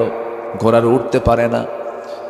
সাইয়েদনা ওমর ফারুক রাদিয়াল্লাহু তাআলা আনহু আহত সেই ঘোড়াটাকে নিয়ে, অসুস্থ সেই ঘোড়াটাকে নিয়ে সঙ্গে করে ওই বিক্রেতা ঘোড়াওয়ালার কাছে এসে বলতেছে, ঘোড়াওয়ালা তুমি আমাকে কি ঘোড়া দিলা?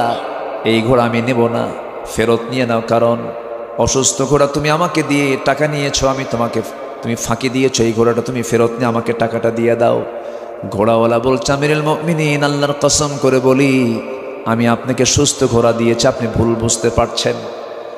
আমি এই ঘোড়ার টাকা আপনাকে ফেরত দেব না, কারণ ক্রয় বিক্রয় চুক্তি সম্পূর্ণ হয়ে গেছে। ওমর ফারুক খেপে গেলেন, রেগে গেলেন। এবার ঘোড়া বিক্রেতা বলছে, ঠিক আছে, আপনার দোষ নাই, আমারও দোষ নাই, চলুন আমরা আদালতে যাই। কোথায় যাই? ইবনুল হারিস আল কিন্দি রাহমাতুল্লাহি আলাইহি তিনি সে আদালতের চেয়ারে বসা আছেন। ওমর ফারুক রাদিয়াল্লাহু আনহু যখন আদালতের প্রাঙ্গণের ভিতরে যখন চলে গেছেন, সামনে যখন চলে গেছেন, বিচারপতি তাকে দেখা মাত্রই দাঁড়ায় গেছেন। দাঁড়িয়ে বলছেন, আমিরুল মুমিনিন আপনি এই জায়গায় কেন? কি হয়েছে আপনার? ওমর ফারুক বলছেন, বিচারপতি তুমি যেখানে বসে আছো সেখানেই বসে থাকো। আমি ওমর, আমাকে দেখে বিচার করো না, সঠিক বিচারটা তুমি দিয়ে দাও। জোরে কোন সুবহানাল্লাহ। ব্যক্তির চেহারা দেখে বিচার না আইন দেখে বিচার? আর আমার দেশে বিচার হয়েছে আজ পর্যন্ত কি দেখে? চেহারা দেখে। লিমা তাকুলুনা মা লা তাফআলুন, তুমি যা বলো তা কেন করো না? আবার সেটা কেন করো যা তুমি বলো না?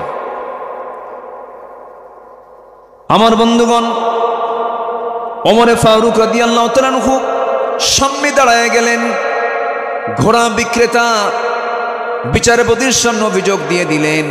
অভিযোগটা তিনি শুনলেন, ওমর ফারুকের কথাও তিনি শুনলেন।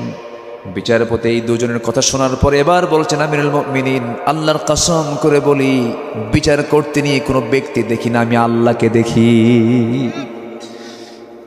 ইয়া আমিরুল মুমিনিন, আজকে আমি বিচারে বসেছি, আমি আপনাকে দেখি বিচার করছি না, তবে ফলাফল যেটা যাচ্ছে সেটা আপনার বিরুদ্ধেই চলে যাচ্ছে। কারণ ঘোড়া আপনি কিনেছেন, বুঝে শুনে কিনেছেন, টাকা দিয়েছেন, সুস্থ ঘোড়া পেয়েছেন। আপনি ওমর ফারুক আমার সামনে কিনে আছেন, সুস্থভাবে যে আপনি বাড়ি পর্যন্ত ফিরবেন তার কি কোনো গ্যারান্টি আছে নাকি? নাই। মানুষ যে কোনো মুহূর্তে অসুস্থ হতে পারে, যেটা প্রাণী সেও যে কোনো সময় অসুস্থ হতে পারে। সুস্থ ঘোড়া আপনি কিনে নিয়েছেন, বুঝে পেয়েছেন, আপনার মালিকানা যাওয়ার পর অসুস্থ হয়ে পড়েছে, কোনো ক্রমেই ঘোড়া বিক্রেতা আপনাকে টাকা ফেরত দেবে না। আপনি অসুস্থ হয়েছে, আপনার মালিকানায় চলে যাওয়ার পরে অসুস্থ ঘোড়ার মালিক আপনি এখন অসুস্থ ঘোড়া নিয়ে বাড়ি চলে যান। সুবহানাল্লাহ বলবেন না? সাইয়েদনা ওমর ফারুক রাদিয়াল্লাহু তাআলা আনহু মুসকে হাশিমের আদালত প্রাঙ্গণ ত্যাগ করলেন, সোজা বাড়িতে চলে গেলেন। পরের দিন সকালবেলা তিনি মন্ত্রী বৈঠকে বসলেন, মাজলিস শুরার বৈঠকে বসলেন, পরামর্শ সভার বৈঠকে বসে সবাইকে লক্ষ্য করে বললেন, আমি একজন বিচারপতি পেয়েছি গতকালকে, যে বিচারপতি কোনো ব্যক্তিকে দেখে বিচার করে না, সে আইন দেখে বিচার করে। সেই কাজী সুরাহিকে আঞ্চলিক বিচারপতি না বানায়া তার সাহসিকতার কারণে আমার বিরুদ্ধে সে রায় দেওয়ার সাহস পেয়েছে, তাকে চিফ জাস্টিসের পদে আমি তাকে বসায়া দিলাম। জোরে কোন সুবহানাল্লাহ। খলিফার বিরুদ্ধে রায় দিলে পরে তার প্রমোশন হয়। আর আমার দেশের কোনো বিচারপতি যদি রাষ্ট্রের বিরুদ্ধে একটু যায়, পাগলা বানায়া বাইরে পাঠায় দেয়। হ্যাঁ, এসকে সিনহা। হ্যাঁ, কথা বলবো, কথা অনেক আছে। আমাকে সময় দিচ্ছেন তো? জোরে বলি ইনশাআল্লাহ। তাহলে ইমানদারের কথা আর কাজ হবে দুই না এক। যে নেতৃত্বে কথা কাজের মিল নাই, সেই নেতৃত্বের মুখে আমরা জুতা মারি, মানবো না। ওগুলো সব দেখা শেষ। দুই একজন করে চলে যাচ্ছেন না বলেই। এই যে কেউ চলে গেল একজন, যাচ্ছেন? কি জরুরি কাজ? কোনো কাজ নাই, বসেন। গরম তো, গরমে থাকলে তো ঘামই চলে যায়, ও নিচ দিয়ে যাবে কখন? বসেন, একটু বসেন না। শীতকালে একটু সমস্যা হয়, শীতকালে সমস্যা, গরমে তো সুবিধা। জি, একটু বসেন। এই যে বলতেছে তাও যাচ্ছে, একটু বসেন না। আল্লাহ তুমি কবুল করো, জোরে বলি আমিন। বলেন তো এই মুহূর্তে এর চাইতে শ্রেষ্ঠ বরকতময় জায়গার দ্বিতীয়টা আছে কোথাও? তো এই জায়গা আপনি ছাড়বেন কেন? আমরা দোয়া করে যাব, জোরে বলি ইনশাআল্লাহ। 3 নম্বর আয়াতে এখন আসে। 2টা আয়াত কিন্তু আমি শেষ করেছি, এক রাত তো একটু একটু করে বলি, আমাকে শেষ করতে হচ্ছে। অনেক লম্বা লম্বা কথা ছিল, মুনাফিকদের বৈশিষ্ট্য কি হতে পারে, তারা কোন আচরণের হতে পারে, তাদের তবিয়ত কি, অনেক কথা ছিল। এখন 3 নম্বর আয়াতে আসে। ওই কথা আর কাজ যার মিল নাই, এটা কি, এটা কত বড় অপরাধ আল্লাহ বলছেন। আল্লাহ রাব্বুল আলামিন বলেন, كبر مقتا عند الله أن تقولوا ما لا تفعلون। আল্লাহর কাছে এই কাজটা বড় মারাত্মক গুনার কাজ। মুনাফিককে আল্লাহ রাব্বুল আলামিন মাফ করবেন না। মুনাফিককে যে জাহান্নাম দেওয়া হবে, জাহান্নামের উপরে থাকবে না নিচে থাকবে? বলেন, মুনাফিকরা কোথায় থাকবে, উপরে না নিচে? উপরে, মাঝখানে না নিচে? নিচে থাকবে, সবার নিচে। মুনাফিককে দিয়ে আল্লাহ পাক জাহান্নাম উদ্বোধন করবেন। ইন্নাল মুনাফিকিনা ফিদ দারকিল আসফালি মিনান নার ওয়া লা তাজিদ লাহুম নাসীরা। তাদের কোনো সাহায্যকারী থাকবে না, তারা চিরকাল জাহান্নামের মধ্যে অবস্থান করবে মুনাফিকেরা। এরপর আল্লাহ রাব্বুল আলামিন এবার বলছেন, সুন্দর করে বলছেন, নিঃসন্দেহে আমি আল্লাহ তাকেই সবচেয়ে বেশি ভালোবাসি যারা ভ্রাতৃত্বের বন্ধনে আবদ্ধ হয়। জোরে কোন সুবহানাল্লাহ। আমরা এক হয়ে যাব, জোরে বলি ইনশাআল্লাহ। এক গ্রামে 7টা মসজিদ বানাবো। হ্যাঁ, বানায় বানায়, আছে কিনা বলেন? মসজিদের মধ্যে ঢুকে একটা গন্ডগোল করে, তোর দাদার জায়গায় আমি নামাজ পড়বো, আমার দাদার জায়গায় আমি নামাজ পড়বো। কি আছে না, আছে না নাই বলেন তো? এটা কি একতার লক্ষণ? মসজিদ বেশি দরকার না মুসল্লি বেশি দরকার? এখন আমার দেশে কি বেশি? লক্ষণ ভালো না তো, লক্ষণ খারাপ। মসজিদগুলোর চেহারা কি, ওরে বাপরে বাপ, শীতাতপ নিয়ন্ত্রিত, কার্পেটিং করা, টাইলস দিয়ে ঝলমল। ফজরের মুসল্লি 3 জন, ইমাম মুয়াজ্জিন খাদেম। আমি কি ভুল বলতেছি? ইমাম মুয়াজ্জিন খাদেমও থাকতো না যদি তার চাকরি না থাকতো। বাস্তব এটা। এবং মসজিদগুলো হয়ে গেছে এত কমার্শিয়াল, মানে এত রেডিমেড। মসজিদের দরজা 24 ঘন্টা খোলা থাকবে, আজান দেয়, নামাজ পড়ে, 10 মিনিটও যায় না বন্ধ। আমি কি ভুল বলতেছি? কেন বন্ধ থাকবে? মসজিদ ওপেন থাকবে। হয়তো বলবেন হুজুর ফ্যান যে চুরি করে। সমস্যা তো আমার দেশে মানুষ বেশি না চোর বেশি? মসজিদের মাইক নিয়ে চলে যাবে, আজান দিবি, আজান দিতে দেবো না, যা, মাইক নিয়ে চুরি করে চলে যাবে। ব্যাটারিও নেয়, কোথায় যাবে না, ঘড়িও নেয়। দেখেন কি চিত্র আমার দেশে। মুসল্লি যায়, মুসল্লির টেনশন, জুতা হাতে নিয়ে যদি না যায় নামাজ হয় মুশকিল। নতুন জুতা কিনছে, হয়তোবা 2000 টাকা দিয়ে জুতা কিনছে, বাহিরে রেখে আসে, নামাজ হবে? মহা টেনশন। জুতার সামনে রেখেও টেনশন। যদি সামনে রাখে রুকুতে যায়, ভাবে আমি তখন দেখি না, এখন এই মুহূর্তে যদি নিয়ে যায়। আমারই ঘটছে। আমি যাব 2015 সালে হজে, 2015 সালে হজে যাব। আমার ফ্লাইট রাত 3টায়। তা আমি বাইতুল মোকাররমের নিচতলা থেকে 1 জোড়া জুতা কিনলাম। নিচতলা থেকে, বাইতুল মোকাররমের নিচে কিন্তু মার্কেট। 1 জোড়া জুতা কিনে আমি এশার নামাজ পড়ার জন্য মসজিদে ঢুকছি। ওই মসজিদের যে পিলার আছে, পিলারের কোনায় রেখে নামাজে দাঁড়ালাম। নামাজ শেষে দেখি জুতা নাই। কি কথা কি বুঝতেছেন? বুনিয়ানুম মারসুস। আল্লাহ রাব্বুল আলামিন ওই সমস্ত বান্দাগুলোকে সবচেয়ে বেশি ভালোবাসেন যারা আল্লাহর পথে সংগ্রাম করে, একা একা না কাতারে কাতারে? কাতারে কি একজন থাকে না অনেকে থাকে? এটা কি একক কাজ না সংঘবদ্ধ কাজ? আল্লাহ রাব্বুল আলামিন এই সাফফান শব্দকে চুজ করে এই সূরার নাম করেছেন সূরাতুস সাফ। আল্লাহ রাব্বুল আলামিন বলেন, ইন্নাল্লাহা ইউহিব্বুল্লাযীনা ইউকাতিলুনা ফি সাবিলিহি সাফফান কাআন্নাহুম বুনয়ান। সম্পদ রেখে যাচ্ছে, আমার মনে হয় এগুলো আমার জান্নাতের কারণ হবে না। তবে আল্লাহ তোমার কাছে বলি, বদর যুদ্ধে আমি কাপড় নিয়ে অংশগ্রহণ করেছিলাম। ও আমার ভাইয়েরা, বদর যুদ্ধে যে কাপড় নিয়ে আমি অংশগ্রহণ করে যুদ্ধ করেছি, তোমরা আমাকে মৃত্যুর পরে এই বদরের কাপড়টা দিয়ে আমাকে দাফন করে দিবে। আমি আল্লাহকে বলবো, আল্লাহ তোমার জমিনে তোমার দিন কায়েমের জন্য এই কাপড় দিয়ে আমি যুদ্ধে অংশগ্রহণ করেছিলাম, আল্লাহ যেন আমাকে মাফ করে দেয়। আমার বন্ধুগণ, আমার ভাইয়েরা, তাওয়াক্কুল ছাড়া কোনো উপায় নাই। ভরসা আল্লাহর উপরে রাখতে হবে, কখনো ভরসা ছাড়া যাবে না। অসম্ভবকে সম্ভব করতে পারেন তিনি আমার কে?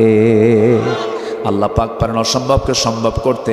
ওয়া মান ইয়াতাওয়াক্কাল আলাল্লাহ ফাহুয়া হাসবুহ ফাবিমা রাহমাতিন মিনাল্লাহি লিনতা লাহুম ওয়ালাউ কুনতা ফাযযান গালিযাল কলব لانفضوا من حولك فاعف عنهم واستغفر لهم وشاورهم في الأمر فإذا عزمت فتوكل على الله إن الله يحب المتوكلين। সূরা আলে ইমরান আয়াত নম্বর 159। আল্লাহ রাব্বুল আলামিন বলছেন, ওই সমস্ত বান্দাকে আমি আল্লাহ দারুণ ভালোবাসি যে সমস্ত বান্দাগুলো আমার প্রতি তাওয়াক্কুল করে। তাহলে চলে গেল 3 নাম্বার। 1 নাম্বার হলো আল্লাহ তাকে ভালোবাসেন যে বান্দা কি করে, আল্লাহর পথে ভ্রাতৃত্বের বন্ধন তৈরি করে জিহাদ করে, সংগ্রাম করে, আল্লাহ তাকে ভালোবাসেন। নাম্বার 2 হলো যারা তাওয়াক্কুলকারী। 2 নাম্বারে চলে গেল। নাম্বার 3 হলো যারা ইহসান করবে, উদারতা দেখাবে, সংকীর্ণতা যার মধ্যে স্থান পাবে না। ইহসান যারা করবে, দয়া পরবশ যারা হবে, আল্লাহ পাক তাদেরকে মাফ করবেন। ওয়া আনফিকু ফি সাবিলিল্লাহ ওয়া লা তুলকু বিআইদিকুম ইলাত তাহলুকা ওয়া আহসিনু ইন্নাল্লাহা ইউহিব্বুল মুহসিনিন। জোরে বলুন আল্লাহু আকবার। নাম্বার 4 হলো যারা ন্যায়পরায়ণ যারা হবে, ইনসাফ যারা কায়েম করবে, যারা আদালত কায়েম করবে। সাম্মাউনা লিল কাযবি। আল্লাহ রাব্বুল আলামিন আয়াতের শেষ অংশের দিকে বলছেন, ওয়া ইন হাকামতা ফাহকুম বাইনাহুম বিল কিসত ইন্নাল্লাহা ইউহিব্বুল মুকসিতিন। জোরে বলুন আল্লাহু আকবার। এরপরে নাম্বার 5 হলো ওই সমস্ত বান্দাগুলোকে আল্লাহ রাব্বুল আলামিন ভালোবাসেন যারা মুত্তাকি হবে। আল্লাহ রাব্বুল আলামিন বলেন, ইন্নাল্লাহা ইউহিব্বুল মুত্তাকিন। নাম্বার 6 হলো যারা ধৈর্য ধরবে কার উপরে? আসতে বলুন, ধৈর্য ধরবে কার উপরে? বিপদে পড়লে কার নাম? সুদিনে কার নাম? অসুস্থতায় কার নাম? সুস্থতায় কার নাম? যে কোনো সময় আল্লাহর নাম ভুলে যাওয়া যাবে না। সুখে হোক, দুঃখে হোক, আপদে হোক, বিপদে হোক, যে অবস্থায় হোক না কেন, আল্লাহর স্মরণ কখনো 1 সেকেন্ডের জন্য বাদ দেওয়া যাবে না। ধৈর্যের পরিচয় দিতে হবে। কারণ আল্লাহ রাব্বুল আলামিন বলছেন, আমার কাছে সাহায্য চাইলে পরে শর্ত হলো ধৈর্য নিয়ে সাহায্য চাইতে হবে। ওয়াস্তাঈনু বিস-সাবরি ওয়াস-সালাহ ইন্নাল্লাহা মা'আস-সাবিরিন। আল্লাহ পাক আরেক জায়গায় বলছেন, ওয়াল্লাহু ইউহিব্বুস-সাবিরিন। জোরে বলুন আল্লাহু আকবার। 6টা চলে গেল। মনে থাকবে সবার কি মনে থাকবে? আল্লাহ ভালোবাসেন কয় শ্রেণীকে? বলেন, কয় শ্রেণীকে বলেন? 1 নম্বর হলো যারা ভ্রাতৃত্বের বন্ধনে আবদ্ধ হয়ে আল্লাহর পথে যারা সংগ্রাম করবে, আল্লাহ তাদেরকে ভালোবাসেন। নাম্বার 2 হলো তাওয়াক্কুল করবে যারা আল্লাহর প্রতি, তাদেরকে ভালোবাসেন। এরপরে নাম্বার 3 ইহসান করবে যারা, তাদেরকে ভালোবাসেন। নাম্বার 4 হলো ন্যায়পরায়ণতা যারা প্রতিষ্ঠা করবে, আল্লাহ তাদেরকে ভালোবাসেন। নাম্বার 5 হলো মুত্তাকি, যারা তাদেরকে ভালোবাসেন। নাম্বার 6 হলো ধৈর্য, যারা ধরবে আল্লাহ পাক তাদেরকে ভালোবাসেন। 7 নাম্বার এবং 8 নাম্বার হলো ইন্নাল্লাহা ইউহিব্বুত তাওয়াবিন ওয়া ইউহিব্বুল মুতাতাহহিরিন। আল্লাহ রাব্বুল আলামিন নাম্বার 7 হলো তওবাকারীকে দারুণ ভালোবাসেন। জোরে বলি সুবহানাল্লাহ। তওবা করব কার কাছে? আসতে বলবেন না, কার কাছে? তওবা কি মাসে একবার করব নাকি? কেমন করে করবেন বলেন? হ্যাঁ, ফাইন একটা কথা বলেন, সর্বক্ষণ। আমার রাসূল বলেন তুবু ইলাল্লাহ ফাইন্নী আতুবু ফিল ইয়াউমি মিআত মাররা। তোমরা আল্লাহর কাছে তওবা করো, আমি রাসূল দিনে 100 বারেরও বেশিবার তওবা করি। যেরকম সুবহানাল্লাহ।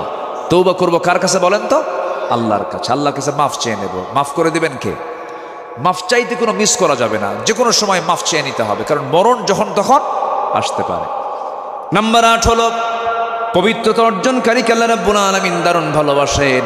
আমার মাদের কিনালকে বলি, মাদের একটা সমস্যা হলো, আল্লাহ রাব্বুল আলামিন মাদের একটা সমস্যা আছে, যে প্রবলেমটা মাদের ন্যাচারাল প্রবলেম, নামাজও পড়তে পারে না, রোজাও রাখতে পারে না, এমন একটা কন্ডিশন মাসে কিছু সময় থেকে যায়। আল্লাহ রাব্বুল আলামিন সুন্দর করে বলছেন ইয়াসআলুনাকা আনিল মাহিদ قل هو أذى فاعتزلوا النساء في المحيض ولا تقربوهن حتى يطهرن فإذا تطهرن فأتوهن من حيث أمركم الله إن الله يحب التوابين ويحب المتطهرين জোরে বলুন আল্লাহু আকবার। মেয়েদের একটা প্রবলেম হলো, আল্লাহ পাক তাদেরকে ঋতুস্রাব দিয়েছেন। ঋতুস্রাব হয়ে গেলে পরে, মাসিক অসুখ হয়ে গেলে পরে তার নামাজ আল্লাহ পাক মাফ করে দিয়েছেন, তার নামাজ পড়তে হয় না। সর্বনিম্ন হলো 3 দিন 10 দিন পর্যন্ত, কিন্তু মেয়েরা 10 দিন ঠেলে ঠেলে 20 দিন নিয়ে যায়। এই আছে না? নাই বলেন তো? এই প্রবলেম আছে? আছে, মারাত্মক সমস্যা। আমার মা, এগুলো করা যাবে না, মারাত্মক গুনার কাম হয়ে যাবে, জাহান্নাম যেতে হবে। 10 দিন পার হওয়ার পরও যদি আপনার প্রবলেম দেখা যায়, এটা হবে রোগ, এটা হবে ইস্তেহাজ, এটা হবে আপনার জন্য সমস্যা, ডাক্তারের চিকিৎসা নিতে হবে, কিন্তু আপনার নামাজ মাফ হবে। আসতে বলুন, নামাজ মাফ হবে হবে না। আপনাকে গোসল করে নামাজের জন্য প্রিপারেশন নিয়ে নিতে হবে। আমার মায়েরা, জান্নাত আপনার জন্য খুবই সহজ ছিল, কিন্তু মেয়েদের জন্য জান্নাতটা কঠিন হয়ে গেছে, কারণ মেয়েরা অধিকাংশ জাহান্নামে যাবে। অথচ আল্লাহ রাব্বুল আলামিন মেয়েদের দায়িত্ব দিয়েছেন কম। পুরুষ নারীকে চালাবে না, নারী পুরুষকে চালাবে। অনেকে সন্দেহ করতেছেন, হুজুর দরকার নেই, ওরাই চালাক আমাদের। কে চালাবে? নারী পুরুষকে চালাবে না পুরুষ নারীকে চালাবে? পুরুষ নারীকে চালানো কি সুন্নত, নফল না ফরজ? বলেন, জোরে বলেন, জোরে বলেন। মহিলা যদি স্বামীকে না চালায় কোনো গুনাহ হবে? আসতে কোনো গুনাহ হবে? এরপরও মেয়েরাকে আমাদের কোনো দামই নেই। মেয়েরা মেহমানের মতো খাবে, মেয়েরা রাজকীয়ভাবে থাকবে, তাদের কামায়ের চিন্তা নাই, কোনো টেনশন নাই। আমরা হলাম চাকর, ওরা হলো রাজরানী। এরপরেও কেন আমরা রাজরানী হব না? তোরা যদি চাকর হস, আমরা হব চাকরানী। কি হব? চাকরানী। চাকরি করতে যায়, রিসিপশনে চাকরি পায়। কিসে চাকরি পায়? রিসিপশনে। অফিসার রিসিপশনে বসে থাকে, চুল ছেড়ে দিয়া, ঠোঁটে লিপস্টিক, চোখে কাজল লাগায়, আশকারা মাস্কারা, যুবকের তো কাম সারা, বসে আছে। কোন একটা ক্লায়েন্ট অফিসের মধ্যে ঢুকলো, ঢুকা মাত্রই চট করে দাঁড়ায় বলে, আসসালামু আলাইকুম, এনি প্রবলেম? এই এরকম মহিলা আছে না? বলেন তো, আছে না? নেই? মেয়েদেরকে এই ডিউটি, আল্লাহ পাক মেয়েদেরকে এই ডিউটি দিয়েছেন না। মেয়েরা আতর লাগাবে, মেয়েরা সুগন্ধি লাগাবে। কার নাকে লাগানোর জন্য? বলেন, কার নাকে? স্বামীর নাকের আগে কি আতর লাগায়? স্বামীর নাকে লাগুক আতরের গন্ধ, সে আতর কি স্বামীর নাকে লাগায়? কারে লাগায়? হ্যাঁ, যখন বাইরে বের হয় একদম এমন ঝাঁঝালো সেন্ট মারে, মনে হয় যে বুঝাচ্ছে আমি যাচ্ছি। আছে না? নাই? এটা হালাল না হারাম? হারাম। চলে গেল ঢং ঢং করে বাইরে, দোকানদারের সামনে গিয়া মার্কেটিং করে। মার্কেটিংয়ে পুরুষ মহিলা, পুরুষ বেশি না মহিলা বেশি? শেষ কদরে, রমজানের শেষ কদর, শেষ দশকে, শেষ কদরে কি থাকে? শেষ দশকে কি থাকে? কদর থাকে। শেষ দশকে এই দেশের মার্কেটগুলোতে ভিড় কম না বেশি? পুরুষ দিয়ে না মহিলা দিয়া? দিনে না সন্ধ্যায়? দিনে না রাতে? কি কদর খোঁজে কোথায়? কোথায় খোঁজে? কোথায় খোঁজে? এগুলো কথা মনে বলার দরকার নাই। মার্কেটে চলে গেল ঢং ঢং করে, মাথায় কাপড় নাই, ওইদিকে কিন্তু তাহাজ্জুদে পড়ছে আবার, মানে মাথায় টুপি, পরনে লুঙ্গি নাই, চলে গেছে মার্কেটে ঢং ঢং করে। গোটা শরীর তো প্রায় উলঙ্গই, উলঙ্গ তো মানুষ দেখবেই না, কিন্তু এমন ভাবে সাজে না দেখে উপায় নাই। মাথা থেকে পা পর্যন্ত অর্ধলগ্ন দেহ নিয়ে দোকানদারের সামনে দিয়ে ঝুঁকে পড়ে ঠ্যাঙের উপরে ঠ্যাং তুলে দোকানদারকে লক্ষ্য করে বলে, ভাইয়া একটা শাড়ি দেখানো যাবে কি? দোকানদারও কম না, শাড়ি একখান বের করে নিজের গায়ে লটকায় দিয়ে বলে, আপা এই শাড়ি কিন্তু আপনাকে দারুণ মানাবে। ওটা আরেক বদমাইশ আছে না নয়? এই নোংরামিগুলো আমার মা বোনদের দিয়ে করাবো না আমরা। আমার মা বোন, আমার স্ত্রী আমাকে জাহান্নামে নিয়ে যাবে শুধুমাত্র কারণ হলো পর্দাহীনতার কারণে। প্রত্যেক মা বোন মেয়ের পর্দার দিকে আমাদের প্রত্যেকটা পুরুষের খেয়াল করার দরকার আছে না নাই? সেই খেয়াল করা সুন্নত না ফরজ? ফরজ। আমরা খেয়াল করব, জোরে বলি ইনশাআল্লাহ। আল্লাহ কবুল করুন। ফজরের নামাজ সবাই পড়বেন তো ইনশাআল্লাহ? ফজর পড়বেন কারা কারা, একটু হাত তুলে দেখান দেখি। জোরে বলি ইয়া আল্লাহ, আরো জোরে বলি ইয়া আল্লাহ। আমাদেরকে ফজর, জোহর, আসর, মাগরিব, ইশা 5 ওয়াক্ত সালাত আদায় করার তৌফিক তুমি আল্লাহ দিয়া দাও। জোরে বলি আমিন, আরো জোরে আমিন, আরো জোরে আমিন। হাত নামান। বাড়িতে বউ আছে না নাই? বউ যদি নামাজ না পড়ে কি করবেন? এখন ফাউল করছে, কয় মায়ের বিয়ে করছো, মারা এত সস্তা, বউ মারা এত সস্তা, বিয়ে করা নাই তো এই জন্য উত্তর ভুল কইছে। বিয়ে করলে টের বোঝে যে বউ মারা কত কঠিন।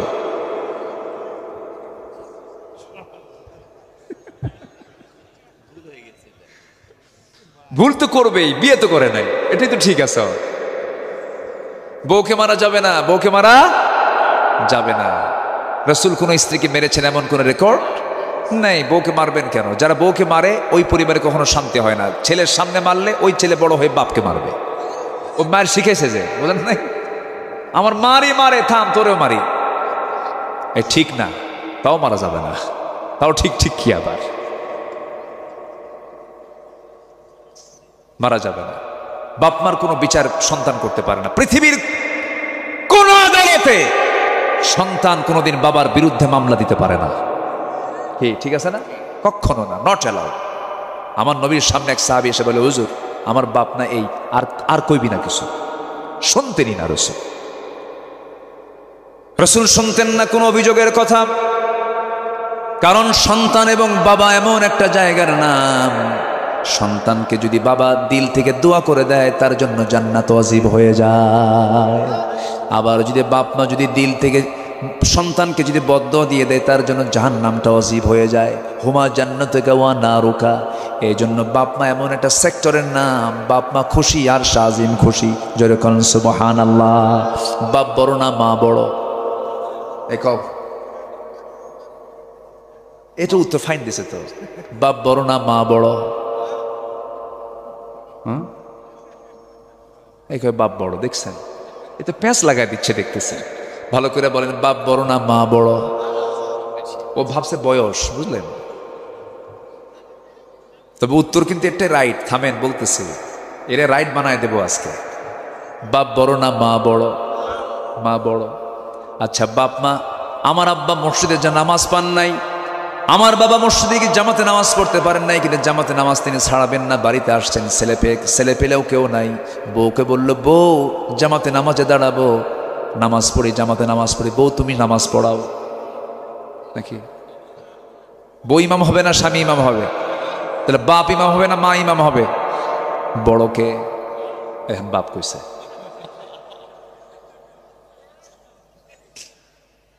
গোটা পরিবারে গন্ডগোল লাগছে,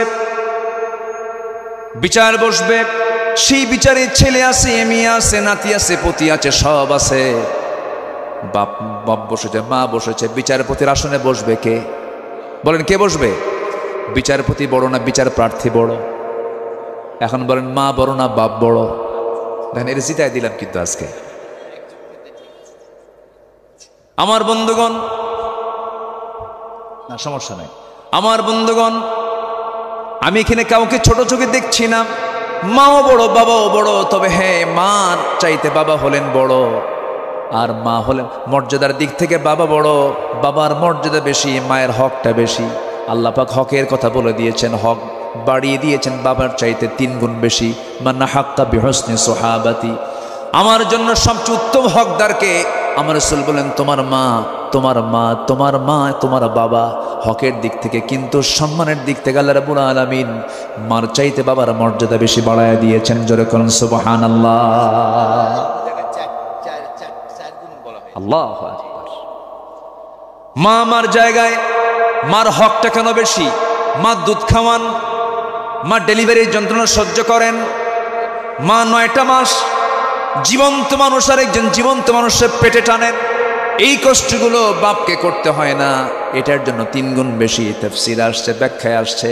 কিন্তু মর্যাদার দিক থেকে আপনি যদি বলেন বাবার মর্যাদা বেশি না মায়ের মর্যাদা বেশি, আল্লাহ রাব্বুল আলামিন বাবার মর্যাদাই বাড়ায় দিয়েছেন। জোরে করুন সুবহানাল্লাহ।